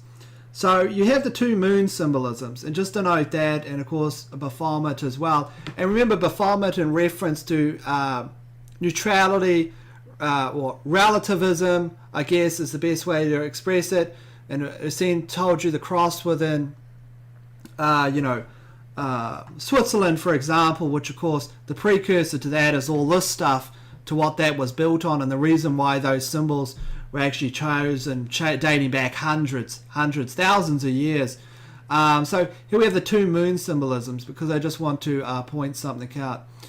Now let's just go back and just remember that if you can, and the moon symbolisms there specifically, and let's just keep on going through this account. Look at this. And all this kind of crazy stuff, eye symbolism, goat masks, and again one-eyed symbolism. These are all from their accounts, and just strange, really weird pictures. Now the thing about the goat symbolism here is, if we go back to the Celine Dion video, I'll show you something. So here is the actual the YouTube channel itself, launching this brand. As you can see, they haven't built up a lot of subscribers yet, they're fairly new. They've got a lot of dislikes though, but let's go over to here. And again, this is my speculation, I have no idea. I mean, look, I don't know. It could just be a giant coincidence, okay? But I have some things to say about the promotion of genderless identity, but that's more in a different context, to do with conflation of resources and management and logistic problems, to do with society. But let's just go into here. I just want to point this one thing out. Okay, so here is where she goes into the hospital. If we play a little bit of this, she's walking into the hospital. She's got her bag, which the strange dust comes out of, which I talked about. And basically she goes into this maternity ward. Okay, so you have the clear symbolism of the male and female. Remember what I said about Baphomet, the male and the female, the duality, the relativistic nature, the non-definement, the non-categorization, the blending of all. But it's really about the duality between the male and the female, the masculine and the feminine. And look at this, moon symbolism. Do you see that right there? These are all moons, all of them. These are all the moons all over the place, right there. And what does that stand for? Well, of course, as we referenced before we go on, we go over to here and we see the moon symbolism, and we have the duality. Remember the duality, the cross, the relativistic nature, the blending of all, the masculine and the feminine here. And of course, if we go back to the Celine Dion video, look, if people weren't my subscribers and are listening to me, they would think I was insane. Okay, they think I'm insane. Hey, whatever. Judge for yourself. Do your own research. Read about it. Come to your own conclusions. And if you disagree with me, you know what? That's fine with me. I'm not saying I have the eyes of God. I'm just saying this is my perspective of the world. So you see the moon symbolism there, okay? And then you have the duality of the man and the male and the female, and then you have the rapid change. Now I've talked about this before in reference to certain videos about black sun iconography and then the coming Baphomet after the black sun iconography. Maybe I'll play some of my Out of Dark video on that. So she blows the black dust and everything turns into duality. It turns relativistic. Everything becomes, you know, this dual world where there's no male or female. And what is that reference? That becomes this world, the rebirth, the Bank of America mural, what comes after the red light, what comes after whatever the black sun is. Literally. Unusual, yes. Probably now we are at the limits of the esoteric, at least between normal understanding, before we go into somewhere else. But it's about as far as I can go without reading from textbooks. So let's just go back here. So okay, you have that symbolism afterwards, and basically what happens is she's very happy that everything's been replaced by these black crosses, black and white crosses, which aren't Christianity, if that's what you're thinking. They have nothing to do with it. Really, these are different versions of symbolism, which I think, hypothesized, grain of salt here, believe is actually synonymous with Baphomet. In my perspective, because the neutrality, this is why Switzerland was never invaded. I know this is outlandish, okay, but this is the idea, the philosophy behind it, and why these symbols were adapted for Switzerland, who's a neutral country. No one invades Switzerland. They're the banking network. Who did Christ kick out? What was the only time that Christ became violent? It was against the moneylenders. It's the only time. Okay, yet moneylenders rule the world. The Catholic Church is one of the biggest banking networks in the world. Okay, so if you look at the children in this video, you can see that they're just full of stars. Okay, what are the stars in Baphomet? Of course, that is the classical symbol of Baphomet. You will see it, drawn over and over. Here's just one. You can see, well, here's the duality, of course. You can see again, even stronger in that. But literally, stars, pentagrams, things like that are literally all over. Here's one here, synonymous with Baphomet. Synonymous, of course, there's the goat in the middle of the star. Of course, we've seen pictures of their goats on Instagram, goats' heads, goat faces. Again, we'll reference this back. And I'm saying it's cumulative, okay? If you want my perspective, what I just believe they're just a bunch of occultists and they're literally practicing the occult, and I think it's driven by the occult. But I can't prove it.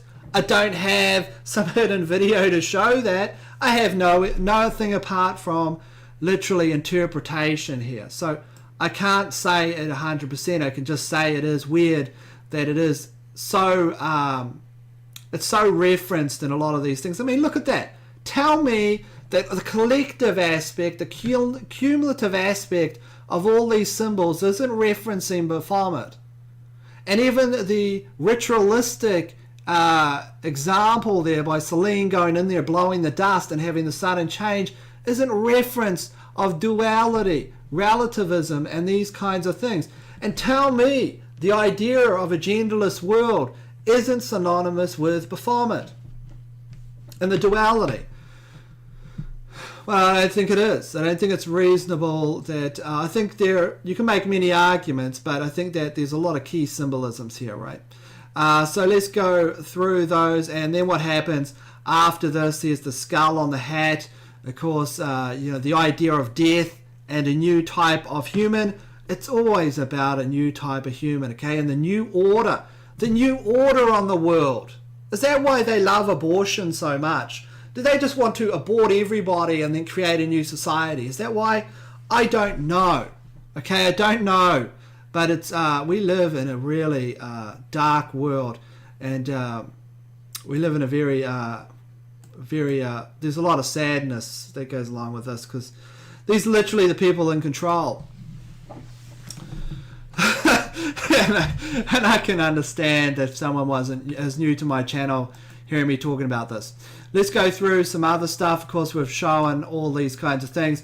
I want to show you how this referenced the Goddard Tunnel. Now you can say Baphomet or you can say Baphomet. I mean, there are two different ways you can say that. I know I say Baphomet, but it also said Baphomet. But let's go take a look at the Goddard Tunnel ceremony. And what does Goddard stand for? Well, actually the translation for that is goat herder, or goat. It's got to do with of the goat, apparently. So let's go take a look at that, because that reference what we're talking about here in regards to Baphomet. Here's one of my old videos. I'll put a link to this. Can we selectively breed superhumans? You can turn back now, or learn the stuff they don't want you to know. Here are the facts. Dogs really are one of humanity's best friends. They've been bred to be this way. Centuries of pruning the genetic characteristics of wolves created dog breeds, and further selective breeding amplified traits in those breeds. So much so that researchers in a project led by Durham University have found that modern dog breeds are genetically disconnected from their ancient ancestors. This sort of breeding isn't limited to dogs. Humans have bred other animals for specific traits, and numerous species of plants have also been modified to increase their yield, their resistance to disease, or just to make them more visually appealing. While this artificial pressure on natural selection has led to innovations in food, medicine, and more, it also raises one terrifying question. What if the human race decided to selectively breed itself? Here's where it gets crazy. We have, or at least groups of humans have made the attempt. This practice, known as eugenics, has a bad name nowadays, but that wasn't always the case. Sir Francis Galton, cousin of Charles Darwin, coined the term in the 1880s, taking inspiration from the Greek phrase, born well. Originally, Galton proposed using financial incentives to encourage marriages that he believed would breed smarter, healthier children. While the term may have come in the 19th century, the idea has been around since Plato, and ancient civilizations also practiced various forms of eugenics. Today, it's associated with atrocities, genocide, forced sterilization, and infanticide. But in the late 19th and early 20th century, eugenics enjoyed tremendous popular support. It was hailed as a solution for a higher quality population. Multiple U.S. states passed legislation in favor of forced sterilization, removing criminals, people with mental disorders, specific ethnic groups, and more from the reproductive pool. This nationwide movement had opponents, but they were powerless to stem the tide of support for eugenics. A poll from 1937 indicated that around 2/3 of the U.S. supported sterilization of mental defectives. Before World War II, proponents of the established U.S. eugenics movement began speaking with scientists in Europe, including Germany, about the purported benefits of this practice. The Rockefeller Institution assisted in the creation of German eugenics programs. Today, the idea of selectively breeding a human being seems appalling. It stinks of racism, murder, and cruelty. But could wide-scale eugenics programs continue in the modern age? If so, it's something they don't want you to know. A model of geoengineering from the Royal Institute, all right, and the IPCC, the grand poobahs of weather. And here they are showing you all the different systems they're using: land, sea, and air. We're going to get into the air, a new documentation that another reader sent to me from the Truth Channel about lasers. Lasers being used to modify weather from above that none of the geoengineering sites or anyone is talking about.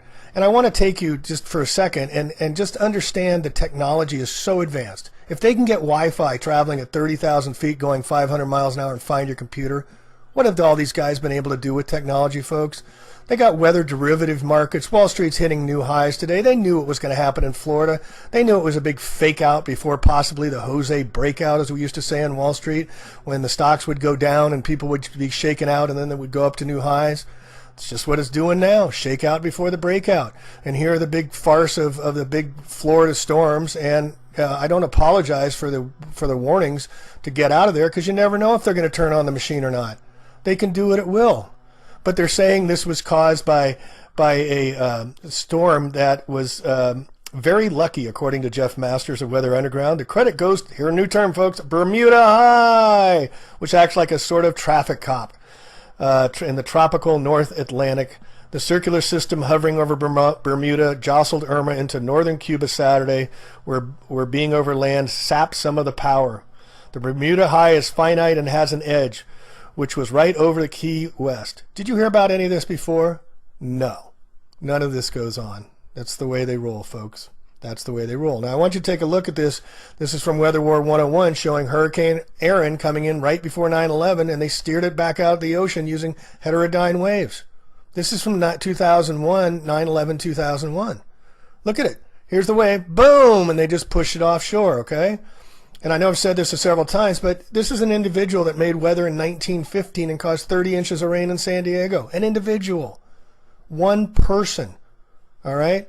So I want to give you a heads up again, because I didn't make it at the front in the last message, but, you know, there's a lot of predictions that they're going to hit New York City and they're going to hit Washington, D.C., as I documented in the previous. So this is from a website that I was just turned on to, earth.nullschool.net. I believe this is a Google Earth type map, and a friend brought up the comment, well, if everything's CGI, how can you trust it? Answer is, you can't. But that's all we got to go on, folks. So we're trying to make the best of it as we are told and shown the movie as they are playing it to us in real time. So apparently this is a real-time map. I haven't been able to verify if it's the veracity of it, but maybe you sleuths out there can help me. But look at this off the west coast over here. Look at the front being pushed up and directed up and out that way, and then coming back in to Alaska and then circulating. But just more on the Jose front here. This is East Coast time, and look at the circular patterns. You see down here, there is Mr. Jose parked off the East Coast. Whammo bammo, it can come right in. Look at the front being blocked right here, and then look at this massive continuation of Irma moving up and north and then looping back around above Lake Erie, and it could come back to help block for Jose. You never know. In an interview aired by CBS, Dr. Kaku admitted that recent homemade hurricanes have been the result of government weather modification programs in which the skies were sprayed with nanoparticles and storms then activated through the use of lasers. It says in an interview below, Michio discusses the history of weather modifications before CBS crew stop him in his tracks. The High Frequency Active Auroral Research Program, HARP, was created in the early 1990s as part of the Ionospheric Research Program jointly funded by the U.S. Air Force, the U.S. Navy, the University of Alaska Fairbanks, and the Defense Advanced Research Projects Agency, DARPA. According to government officials, HARP allows the military to modify and weaponize the weather by triggering earthquakes, floods, and hurricanes. They were talking about climate change yesterday, and now we're learning that scientists and researchers are looking at how to change the weather on purpose. That's right. Lasers now could one day manipulate rain and lightning. So I want to thank the Truth Zone for this patent that he just posted, or she posted on the comment section from my article yesterday, or video doc from on Harvey, Hurricane Harvey. Very important document here. September 9th, 2010, weather management using space-based power systems. Space-based power systems, a method of altering weather using space-borne energy, okay? Now it says down here, free-floating power system elements are maintained in proper relative alignment, position, orientation, and shape using a control system. Energy from the space-based power system is applied to a weather element, such as a hurricane, and alters the weather element to weaken or dissipate the weather element. They can also make it more intense, folks. Okay. CBS This Morning contributor Michio Kaku is a physics professor at City College of New York. Professor, nice to see you. Lasers, really, to change the weather? That's right. Well, as Mark Twain once famously said, everyone complains about the weather, but no one ever does anything about it. All right, so let's get into the hurricanes, how they're using it to affect hurricanes and steer the hurricanes and intensify it. All right, so here on Figure 18, we start to see the hurricanes and how this is applied and how it applies to Hurricane Harvey as we speak today. And this is a chart here, which I want to, there we go. All right, so here's the space-based power system, that's Solarin. Here's the radio frequency RF energies, and here they're concentrating it off the coast of Florida. Isn't that interesting? Remember, this is a patent from 2010, folks. Okay, now here's how the mirrors come into play. Sunlight comes in, reflects, power module, output mirror, weather element, RF frequency. Remember how they bring the weather up from the Gulf of Mexico way down south? It started 7 days ago, August 16th, I believe, and then they use the radio frequency energy off the coast. And you see the radio frequency tracking beam. You see, it's not it comes on shore on the storm's path. This is the exact path that they came on. I guess that's Florida, but the same path that came into the Gulf of Mexico that Weather War 101 was showing, using RF tracking beams, okay, to steer the weather intensely. And as you go down, you see the groups of thunderstorms. And folks, it's showing you exactly how they do it. This is how they take the weather, create the hurricanes, amplify the hurricanes, hurricane airflows. This will be in the show notes.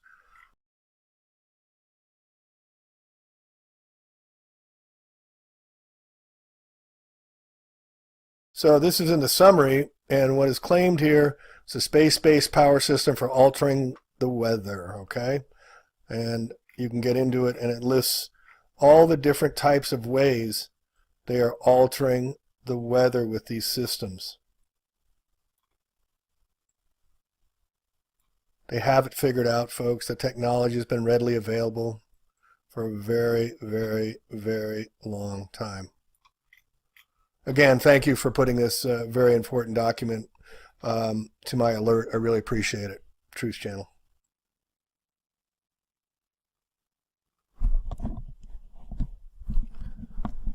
And here's the documentation at the very end of this summation of the 45-page document on water vapor machines, space-based and otherwise. What is claimed is a space-based power system for altering weather.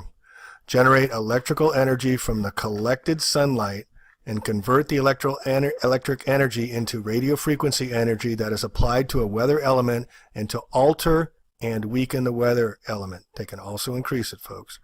Number 5, radio frequency energy generated by the space-based power system and converts absorbed energy to thermal energy that is transferred to the weather element to alter and weaken the weather element. 6, the system of claim wherein the energy absorbing element is aluminum oxide. What do they spray in the skies with barium? Aluminum oxide, folks. Here it is. Number 7, the claims wherein the energy absorbing element is plastic. Is this why we have the Texas plastic patches and plastics being allowed to be permeated throughout all our oceans?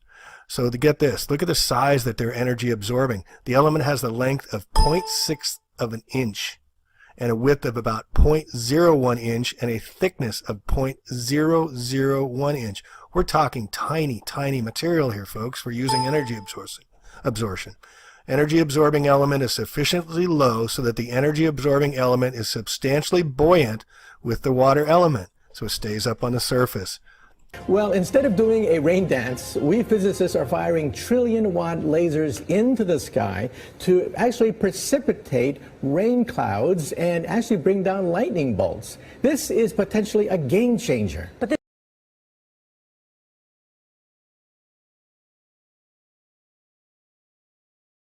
Well, instead of doing a rain dance, we physicists are firing trillion-watt lasers into the sky to actually precipitate rain clouds and actually bring down lightning bolts. This is potentially a game changer. But this is experimental. It's experimental. However, in the laboratory so far it works.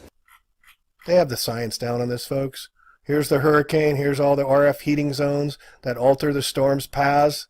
See how they're next to shore or onshore, but also they're in the oceans and they're seaborne as well.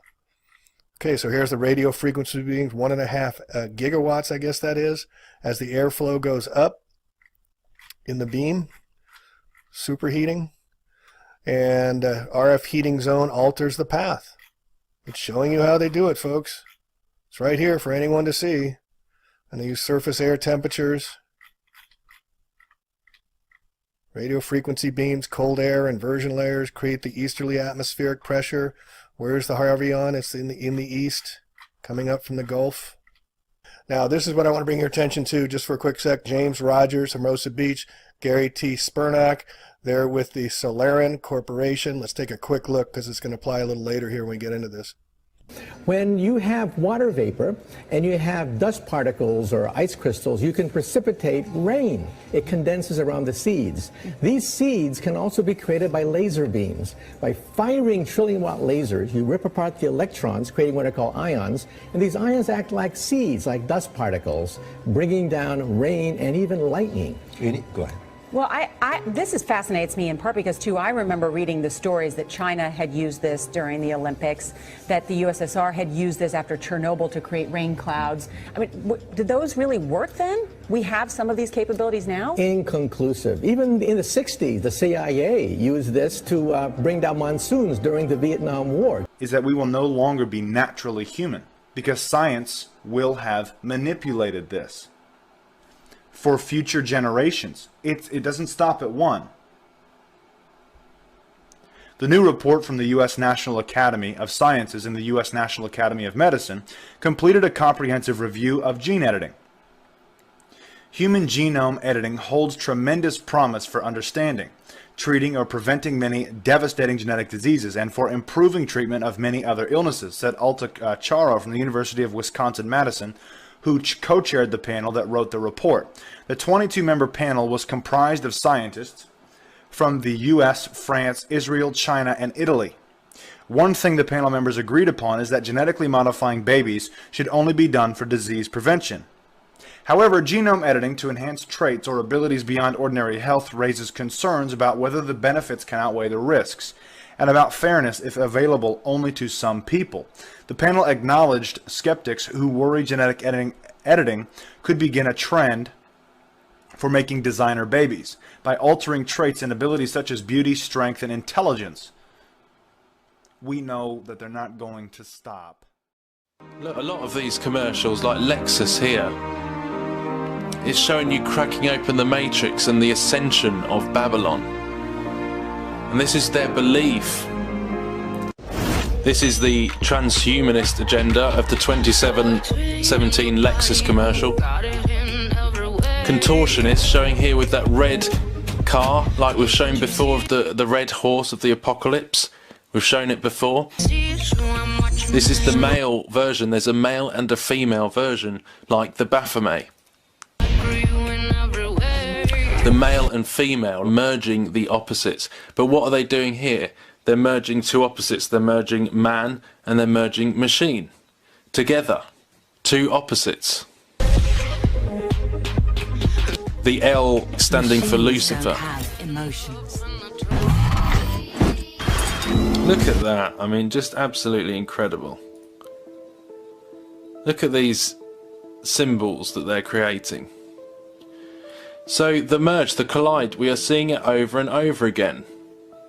And it is all part of the agenda of Babylon.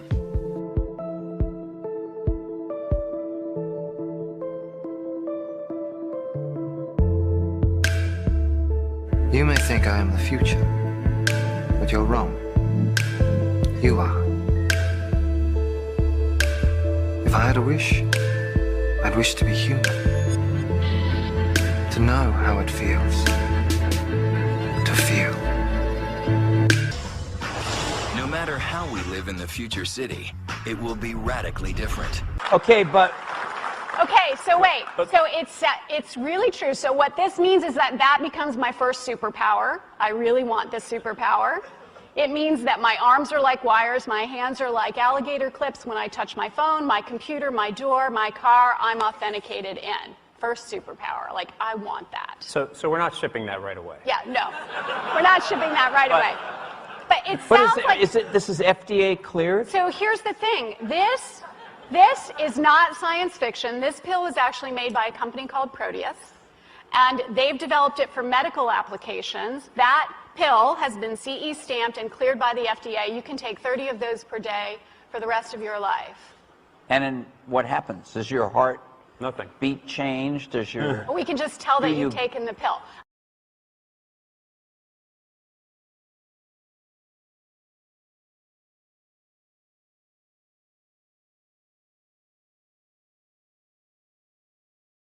You will find quite soon that electrical signals start to be picked up by the chips. The brain cells connect not only to the chips, but they also start to put out feelers to each other. They connect to each other, they connect to the chip. You get a biodigital device. I'm telling you history, my friends. You tell me the future. These devices have been grown for the last 5 to 10 years. So could we have a human brain that can go online? This is history. We already did it in animals. We have rats and mice that can think electrically. They produce currents and thoughts which go from one mouse to another.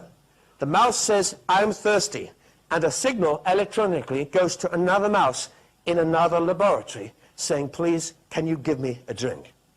If the other mouse agrees to give the first mouse a drink, he gets some food. We are living in a strange world. I am not saying that you're going to have a plug-in module for mathematics in the future or language. I'm just saying we are entering new territory for the future. And inside the brain, here are human nerve cells growing onto the surface of an RFID type chip. Human brain cells don't need to be taught to do this. They are genetically programmed to work with computers. In fact, they love computers. Here's an example. Here is a chip. There's the chip. You put the brain tissue on and it organizes itself. The brain cells work their way in and they start communicating with each other and with the brain of the PC. So it means we can have thinking computers. Maybe 10 trillion of these devices every few years entering the environment. You're talking about total knowledge of consumer behavior watched in real time and huge business opportunities. Why? Because it means we can then start to predict human behavior. There's a kind of an idea of how widespread this problem is in terms of numbers in our country and compared to maybe overseas. Well, I would say that the persons who have realized what's going on are just a drop in the bucket. The persons whom I have seen being targeted are completely unaware of what's happening. So those who are complaining of this are, as I said, a tip of the iceberg. I would say this is probably very, very widespread. But I can't, under the circumstances, come up with any figures. Many thousands, no doubt, are involved. But I would say that the bulk of those are running to their doctors and taking totally unnecessary prescription drugs to cure ailments that, in fact, don't exist. After a government protocol now applied to the general civilian population? It's difficult to pinpoint everything at this stage on the U.S. government exclusively because these are global operations. Okay. The pattern, the protocols are virtually identical on a global scale. So someone is overseeing the entire activity. The government obviously is complicit because otherwise these operations would not be allowed to exist. Congress recognizes that these weapons systems exist and funds them and knows as a result of appropriate briefings what the bioeffects can be, yet they have passed no legislation prohibiting their use under unconstrained experimental circumstances. That's number one. Number two, given that these systems draw on existing power grids, it would be necessary for the FCC as a minimum and the Department of Energy as a minimum to have some oversight and control over what is going on. So obviously, with Congress, the FDA, and the Department of Energy, the FCC and the Department of Energy are knowledgeable and yet unwilling to do anything about it. So there is complicity, but the question is, whose bidding is the U.S. government allowing these operations to take place? First of all, are you an EPA representative? I'm a federal agent that works for the EPA. I have yet to hear any response back to any of my formally filed complaints. Where's the location that the crime was occurring? Earth. All over Earth. I mean, I personally witness in Virginia, Georgia, California, Florida, most of the United States, overseas, everywhere. What's the crime, ma'am? The crime is airplane pollution, which is which is saturating the environment, and it is detrimental. They're blocking out the sun. I have lab results, hair samples, water, soil, and blood showing high levels of strontium, aluminum, barium, mercury, lead, uranium, and other chemicals and heavy metals. Do you have a criminal division I can formally report this to? Yes, ma'am. I actually work for the criminal division, but I'm trying to figure out what the crime actually is. The crime is toxic aerosol spraying into the environment. We never got to the point where if you mentioned something about a religious group that may be targeted. Well, and what did you mean by that? The way, let me put it this way, I'm not anxious to start a religious war. I have found over the years that the persons involved, both in gang stalking, I've made it a point to get to know these people. I've had to, necessarily. I'm not the type to... Are you talking about the perpetrators or the targets? Perpetrators. Okay. As well as I've been drawing distinctions. And what I have found is that the perpetrators appear to belong predominantly to one particular religion, whereas the targeted individuals do not belong predominantly to that particular religion. Isn't that lovely that the snow coming down, the ice nucleated snow that Geoengineering Watch talks about and has showed that at 50 degrees, it snows in places. I documented in Kenya where they had snow in the summertime at the equator, which was ice nucleated snow more accurately. So we have new terms to use, but spraying urine on us. But look who's behind this. You signed a National Science Foundation, all right? And just to really get understanding of how long they've been able to manipulate weather. I mean, I love Google Patents, man. These guys are awesome. Snow precipitators, method for making snow. You can go through ice nucleated snow. You can go through all this stuff. I mean, it's all manipulated.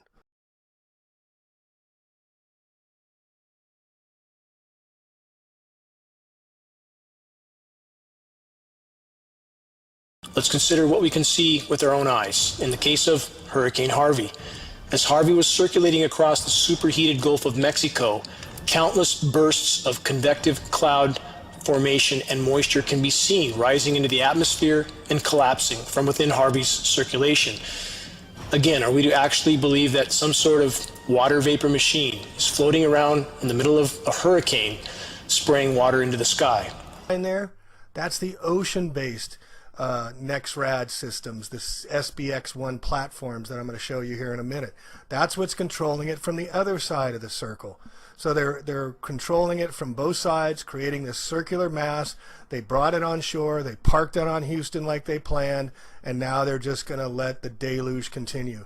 Look at these bursts. Look at those lines, folks. Those are all radio frequency lines. Those yellow, red lines you're seeing bursting, it's not just on land, it's on shore. And these things have like 750,000 watts of power for each station. They're massive. They can be on the ocean. They can be on land. Either way, they can steer the weather. And that's what nobody's talking about, is these ocean-based radio frequency, NexRad generation radio frequency devices that are helping steer the weather as well. And I'm sure they're pouring tons and tons of aluminum and barium on top of it, spraying above this system as well.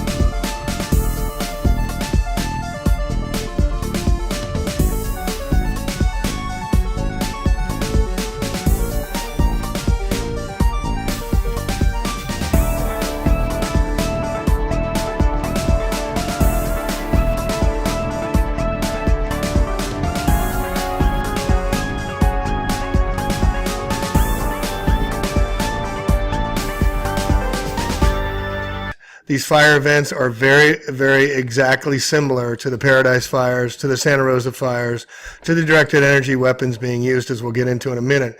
But I want to just lay out a little bit what I think their agenda is for doing all this. Massive explosion strikes 50 miles wide. And this is, again, where the train tracks are supposed to go, and the Agenda 21, Agenda 30, and where it's going.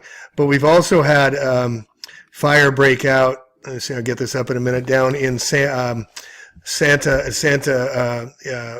Ranchita, down near between Santa Barbara and Los Angeles, east, southeast, and northeast, in that area as well.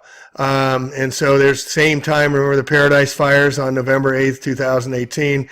Extreme weather conditions and high fire danger are forecasted in Butte County. Please have your emergency plan ready. It just seemed like a normal fire at first, and it got bad real quick. In just a matter of 20 minutes, what looked like a calm sky was orange. Our town is on fire. That's ash coming down, not rain. It was just call after call. I can see the flame. It's in my door. It's getting big by the second. You have to get out. No one can come to help you. I just said I'm gonna do it. The first corner we hit, there was fire, and we were stuck in traffic. Come on! We had children on that bus. We are surrounded. There was nowhere else to go. Evacuate on foot! Never thought I'd see embers and fireballs coming out of the sky. Oh my God. Mass destruction. Extremely rapid fire spread. Resistant to control. I don't think we're gonna get out. Heavenly Father, please help us. Boom. We're waiting 5 minutes, 10 minutes, 20 minutes, 40 minutes. I don't want to die here! And then it went completely black. Same day Malibu was hit. So they're doing these in concert. If you remember last week, they announced that the fires, they're going to shut off the power preemptively. PG&E was going to shut off the power preemptively, right? Well, the reason they said was because the winds, and there are no winds here, folks. We're not having any winds 30 miles away whatsoever. As you can see here, 3 miles an hour, 9 miles an hour from the northeast, from the west, from the northeast, kind of swirling around differently, right? And we'll get back to this in a minute. But what I wanted to bring your attention to is last week, they shut off the power for just 2 days, a day to two, warning, and shut off to 800,000 people in California, Northern California, and Southern California, 800,000 people for just a day or two. And as I noted before, when everybody ran to get gas, when they said the power was going to go off, cars 10, 12, 15 deep, the gas stations never ran out of gas. Now, they only turned them off for a day or two, but they said the power was going to be off for 5 to 7 days possibly, but they only went off for a day or two, and people are running to get ice, and people are running to get gas, people are, just stocking up and all that kind of stuff. Well, now they got it, they was all fine. They turned the power back on, no biggie. So guess what we got coming in? This is coming in, they just announced, this was on our local news story, PG&E spokesman, hang on here. As firefighters and PG&E customers brace for more bad news, Bay Area winds are about to howl. Okay, this is today at 1 p.m. The fire started, updated at 4 p.m. So guess what they're calling for, folks? So let's look at this map first. So we're talking about this coming up Saturday, is what I'm sorry, right here. Saturday, October 26th, 7 mile an hour winds they're talking about. Oh, and Sunday we're going up to northeast 20. So it is coming from the west and south, and all of a sudden it's going to come from the northeast, and we got worrisome winds. Worrisome winds could pack a deadly punch. That's the title of the Mercury News. San Jose Mercury News just came up. San Francisco, high-speed winds of 15 miles per hour. We're expected to reach 27 miles per hour. That isn't even good windsurfing weather, folks. Unbelievable. And the directions, Oakland from 14. See, they're prepping us to accept these ridiculous weather winds to shut down power because the trees will fall on the lines and it'll be shutting off. That's the story about what happened in the Kincaid fires. In the Kincaid fire, they were saying, again, power line falling and sparking it. And the story is that they didn't shut off the power fast enough to stop the fires from happening. They didn't shut the power off fast enough. See, PG&E could last 5 days. This is a whole recap of all the fires going around currently and previously as well. Rock fire going on different areas as well, Candle, Jackson, Burn. But the official narrative is it's, again, the power lines that fell down because PG&E didn't shut the power off. So what are they going to do on this worrisome weekend coming up when the winds are going to peak with gusts over 80 miles an hour in higher locations and some of the highest winds, if not the highest of the season so far? They're going to shut off the power ahead of time on everybody. They shut off.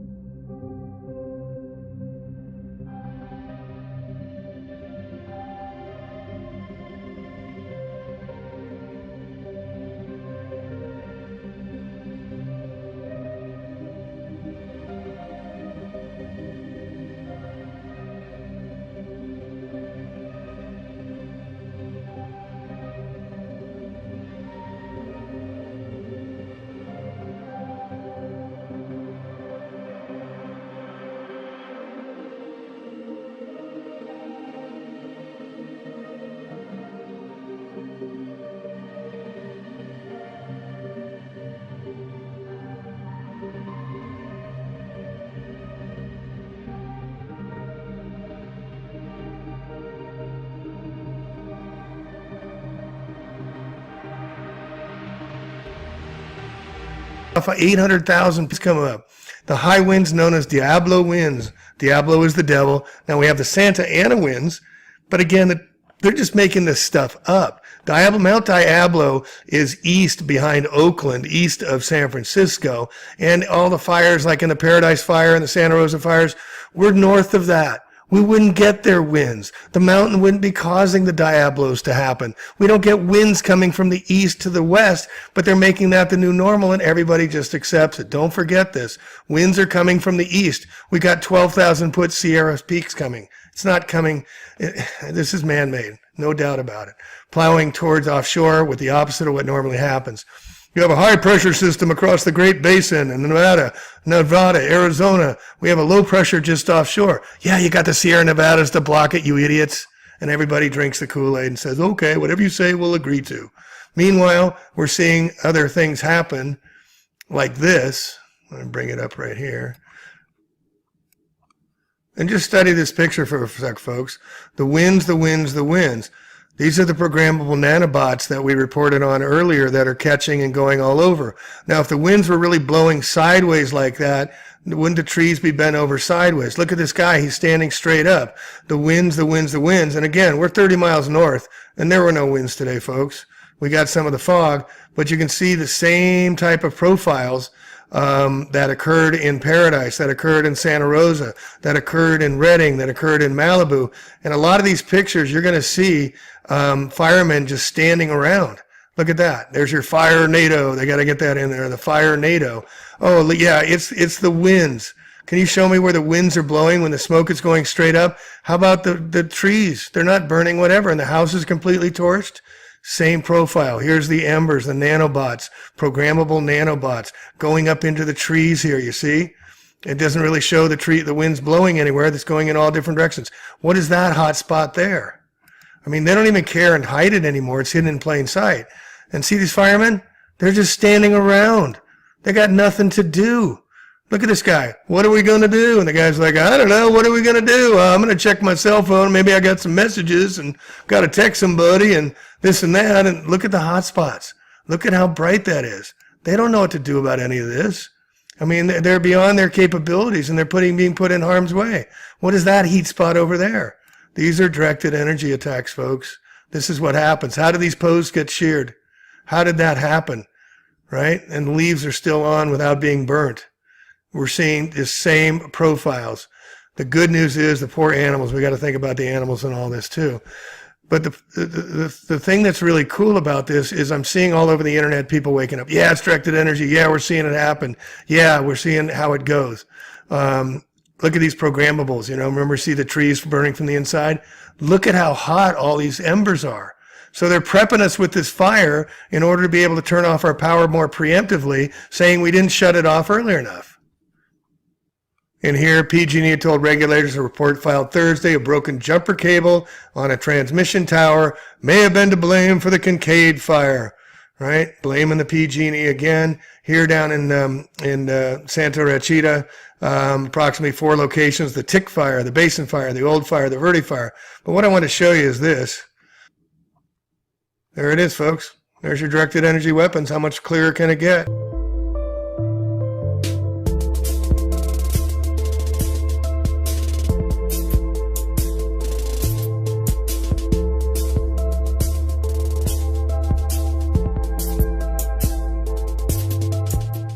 So in these 3 ways, we're seeing the emergence of this agenda that is leading towards the mark of the beast.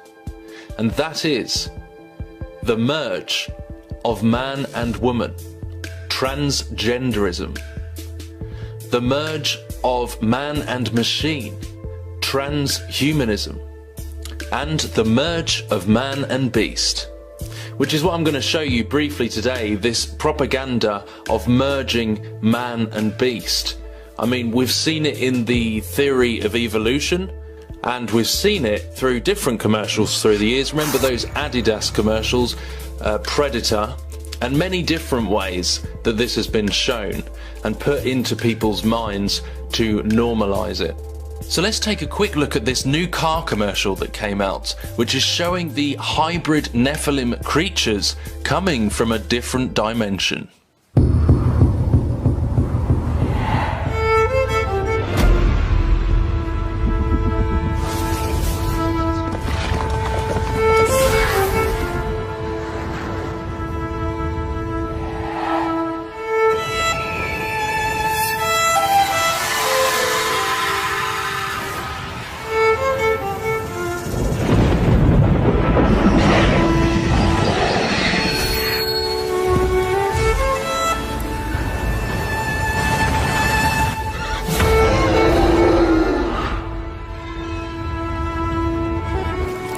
The Mitsubishi Outlander PHEV, the UK's best-selling plug-in hybrid. In a world of hybrids, some follow, others lead. Okay, I think you'll agree with me that even for the general public who have no idea of the propaganda that's being pushed, this car commercial really makes little sense. So this character is that familiar Nimrod hunter, the wild hunt in the woods. So already that makes more sense with the context of what this is showing. It's not just a car commercial. This is Nimrod in the smoke. His left eye symbolism, the darkened right eye, just as the worthless shepherd in the book of Zechariah. So the left eye symbolism coming through the woods. So this is beyond the veil, the other side of the firmament. Everything's upside down. Woe to those that switch darkness for light and light for darkness, that turn everything upside down. This shot very quickly appears and it is upside down. So this is the underworld. This is the upside down world. And you know how they always turn everything upside down in witchcraft, in the occult, and that's the same thing. So I think this is actually a subtle reference to the mountain, which we're going to touch more on in the next month or so, with the arch that's coming near the Alps. Because he is the archer. He is the wild hunter, the son of perdition, a man of sin, the Antichrist. And we have a lot of cross-references here between horses and the car itself, just like this is somehow a reference to the white horse of the apocalypse, perhaps, because remember, the car is the modern man's horse. So this could very well be representing that white horse of the apocalypse. I'm not exactly sure. But we know that this is a dimensional thing because we are in the dry places. The barren womb. You see that? This is all very biblical. In fact, you can see this when you search the barren land and the sun-scorched land in the Bible. The dry places, they are mentioned many different times in very interesting context. You know, in Matthew, Jesus said, when the unclean spirit is gone out of a man, he walketh through dry places, seeking rest, and findeth none. Proverbs, the grave and the barren womb, the earth that is not filled with water, and the fire that saith not, it is enough. The book of Psalms tells us that the rebellious dwell in a dry land. So you see that this is the dry land in which the rebellious dwell on the other side of the veil. So this is not in our realm. And you see all of these creatures appearing. I think she's actually representing Medusa, which is one of, a false god. It's a spiritual land, a spiritual realm. And you can see even the way that these sticks have been arranged into this Oculus portal type thing, gate. I mean, why are these sticks arranged in this manner for literally a 1 second shot in a car commercial? You know, any skeptics out there, it doesn't make sense why they're doing this other than witchcraft and this whole Luciferian agenda. So this Medusa, and they see, look, you see the way they cross over between the car transition to the snake. So it's almost like that hunt of time, that Gnostic story about cracking through time, which is all the same thing, you know, cracking through the veil of time and space. I mean, it just crosses over and the big storm starts coming and we see the bull. I mean, this is completely just creepy to me. Look at that. You see the quick gate, Stargate, Oculus, portal, aperture, you know, this symbolism which is all in reference to cracking through the veil of time and space to come into our reality from the other side, the dry places. It's also 2 times 47 is 94. Notice 47 all the movies coming out, Ronnie 47, Hitman 47, and I've done videos on the 47 and what that means. It's a step beyond human creation. The human being has 46 chromosomes. I know a Down syndrome person has 47 chromosomes, but in the elite's language, 47 is a step beyond what God has, his true creation is, adding something to the 46. That's what the symbolism of the 47 is. But also notice there's always the adversary and the copying. 9, 4, there's also 13 Illuminati bloodlines. Also, there was also 12 tribes. And you probably won't hear this, but there was also 12 tribes in the Bible of Israel. But guess what the elite are working on? They're working on the 13th tribe, the 13th race. That's what the symbolism also of the 13 is. It is a step beyond the 12 that was created by the true Creator, is the 13. Also, many believe, and it's dual meaning also, is, when Beyonce holds up, or Jay-Z, or the Illuminati hold up the triangle and they have the eye in the middle of it, they say that represents the all-seeing eye on top of the back of your dollar bill or the top of the pyramid. And that's true, but it goes deeper than that. Look up the symbol, and I'll include it here. The symbol of alchemy is a triangle with a circle in it and a square or a cube.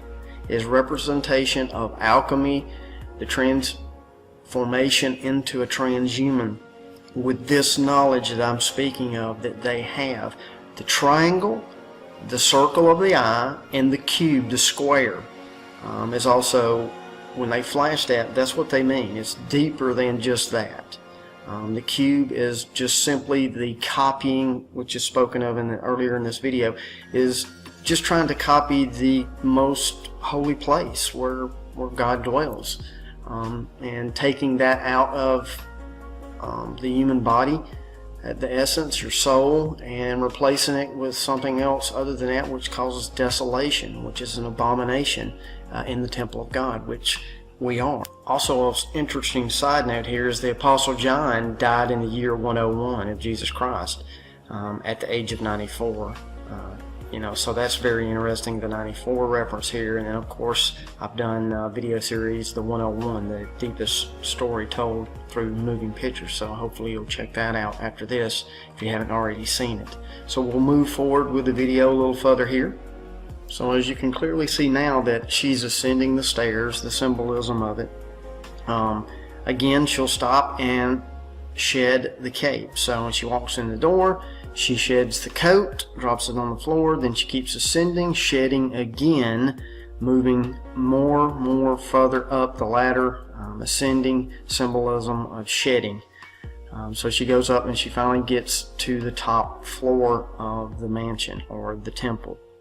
Thus, this brings us to the heart of really what this video is about, is John 14:2. In my Father's house are many mansions, and if it were not so, I would have told you. I go to prepare a place for you. For those out there that are sitting here listening to this and you don't believe in Christ, you don't believe in religion, you think it's goofy, tinfoil hat people and what I'm speaking of, I'm just sharing facts with you here. I'm sharing stuff of what the elite are putting out in front of us, the enemy. And you've got two choices here. There's the mansion of the Creator, the temple. In my Father's house are many temples, mansions. That's what it's speaking of. If it were not so, I would have told you, I go to prepare a place for you. Christ is speaking here. He is away right now. He is preparing everybody a place that is supposed to have a place. And whether you choose to go to that place or a haunted mansion or a haunted temple. This is where this video is coming together here for you. Is a haunted mansion is a haunted temple. Haunted being from the past, it's haunted. A haunted temple. Transhumanism, the downloading of consciousness, moving your consciousness and your essence into another vessel. Some of this stuff may sound like science fiction. It is not. It is coming. It has happened before. Nothing is new under the sun. This is why the days of Noah, it was wiped out, and he had to start all over. The Creator had to start all over with Noah because of his perfect generations. Things were being corrupted. This is where we're going. And a lot of people in churches, they want to teach you when will Christ return, earthquakes, famines, rumors of wars. I hear all of that, and that's been going on and on and on. But there's the most important thing you need to understand is, he says, I will return like it was in the days of Noah. And that is the key. What was going on in the days of Noah? That's why it's very important to learn that, because it's been hidden from us. The story of the Nephilim, the fallen one. So as she reaches the top floor of the mansion, or the temple per se, you'll notice there's many rooms also in this temple, in this haunted mansion. And as she goes through, looking in each room, you see what brought these fallen to this place, to this mansion. And that's what you're going to see in the rooms, of the things that brought them to this point.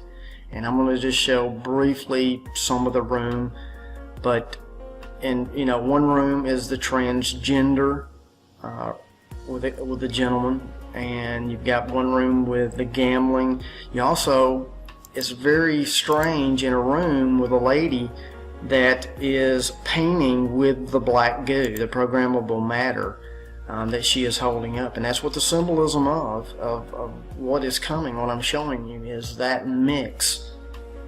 Or you could say this just simply is the oil that runs, or the lifeblood that runs a transhuman in the future, because it won't be lifeblood like we know it. God can't dwell in this new temple that is coming.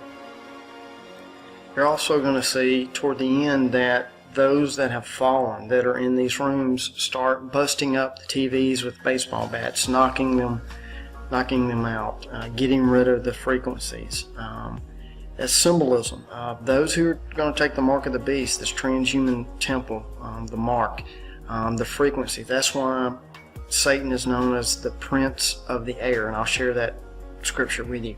He is the prince of the air, the kingdom of the prince of the air, airwaves, frequencies. It goes back to what we're talking about. Also, there's one part in this video that they're wearing gas masks. There's a room for people wearing gas masks. What has that got to do with anything? I will tell you, for those who know what chemtrails are, they know what they're doing, spreading it. It has to do with Morgellons disease. So much going into what they're spraying in the sky. There's a room reserved for them too. I'm just telling you, that's what that represents. In the next room is showing you something very deep. A lot of people will see it, won't catch it. It's very simple. A lot of people ask me, Nicholson, how do you see what you see? And this is also the key, is if you're looking at it from a man standpoint, you'll never get it. But if you look at it from this, the one game, the battle for your soul, the battle for which temple you are, per se, and what the enemy is after. So you see the lady riding a bucking mechanical horse. In bucking horse competition, all bucking horses are gelded. They're castrated male horses. They cannot reproduce. They're feral horses. Georgia Guidestone conspiracy. On that Georgia Guidestone, one of the main things that are written on those Guidestones is to control reproduction in the future. That is where we're headed. That is part of the movement of controlling reproduction. It'll be sold as it's safer. You can pick if you want a male or a female. Whatever you want to say, it's all part of a bigger agenda. It's not part of the Creator's agenda. That's what I'm saying. If you look at it from a man's standpoint, you'll never see the one gain. The leaders of this world and their families, they're androgynes, okay? Essentially, as close as they can get. They're trannies, all right? They're transhumanist, trannies, transgendered, transsexual, transvestite, whatever word you want to use, man. They're all trying to get androgynous. That's their Garden of Eden. That's their goal. That's their kingdom, okay? That's their holy city.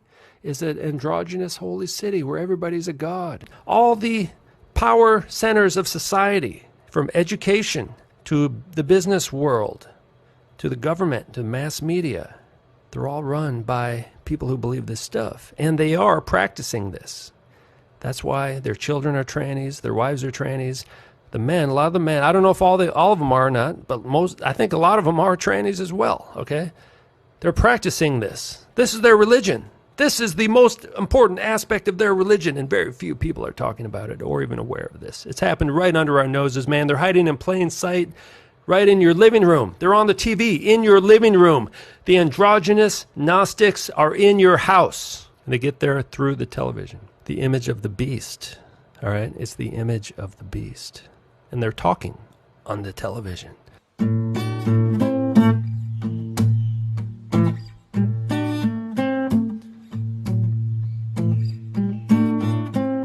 He's a man, spelled M, a child, and a real manly man. He's a man. He's a man.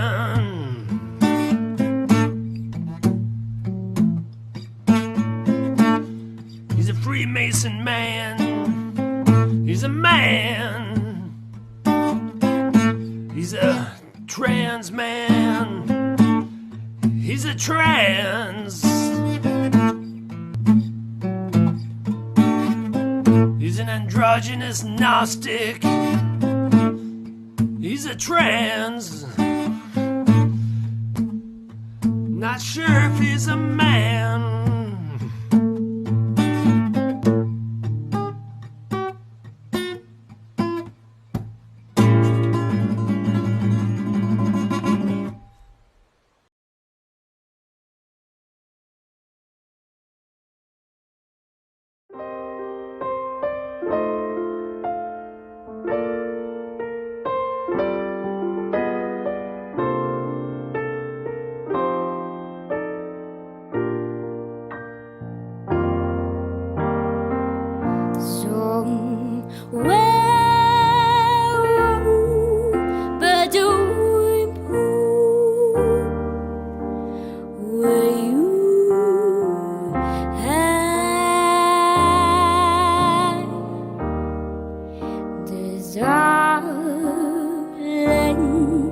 Days I've heard once in a lullaby.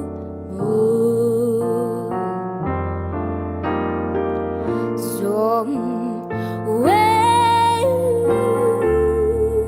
but doing skies blue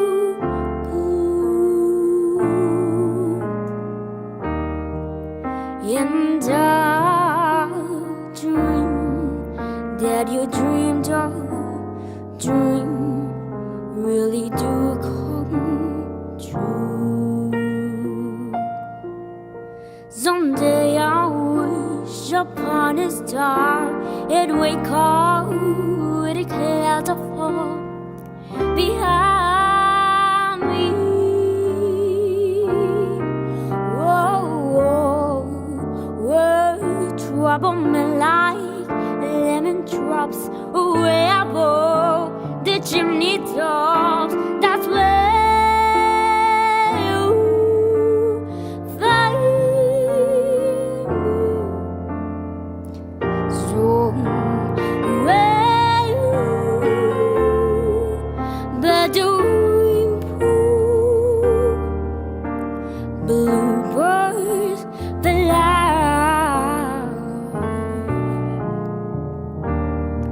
Birds fly over the rainbow. Why did I come down?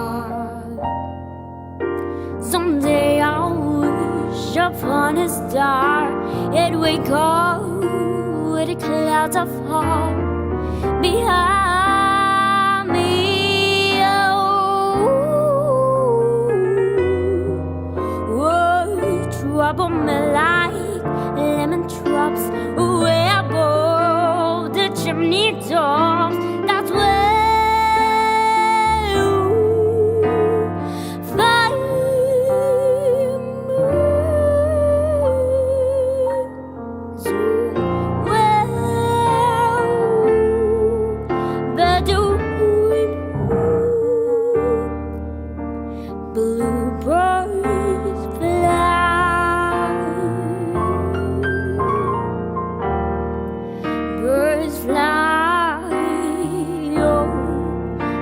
the rainbow, I didn't know I can die. It's already in existence. Also, I'm gonna replay the clip, remember, from Ghost with Beyonce. And the lyrics are talking about, of course I mentioned Solomon, but remember, you'll see, it's talking about knowledge of this information and talking about cats. And watch when I play the lyrics now, you will see deeper what she's really talking about in the hidden languages. And I've been drifting off on knowledge. Cat calls on catwalks, man, these women get inside them. I could sing a song for Solomon or Salamander. We took a flight at midnight and now my mind can't help but wonder how come. So the lyrics make a little bit more sense to you.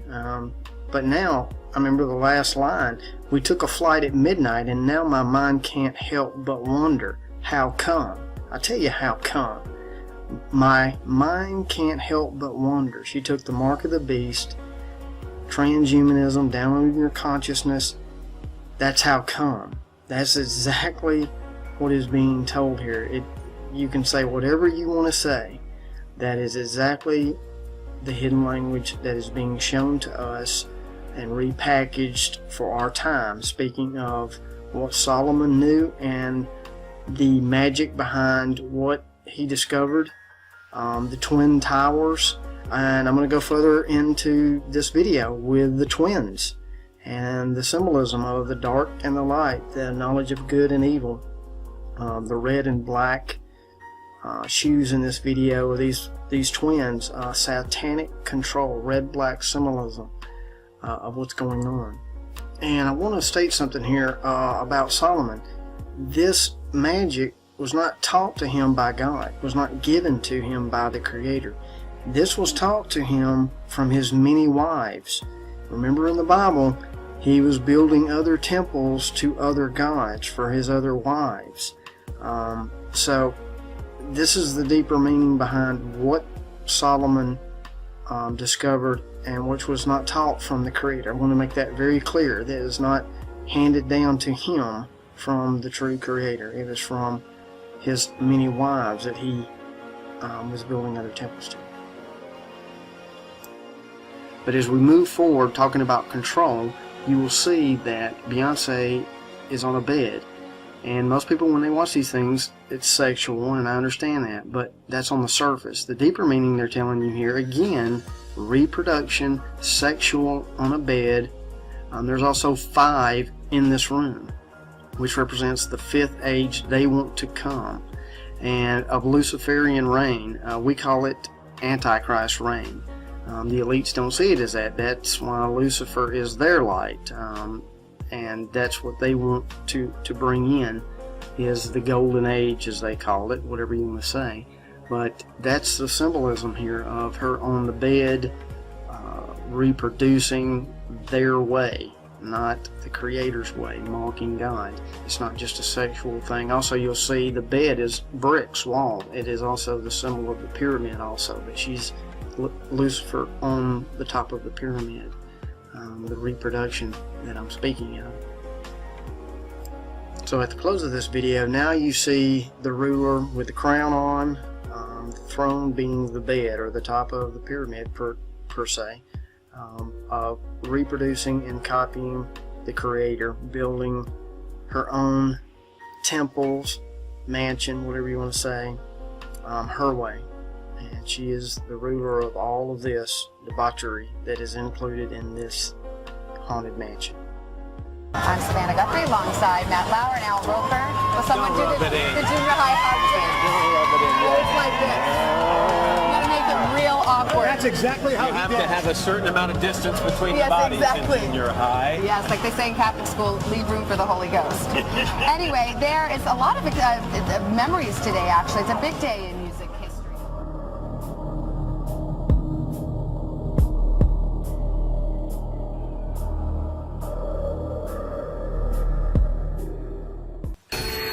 And the perfect storm.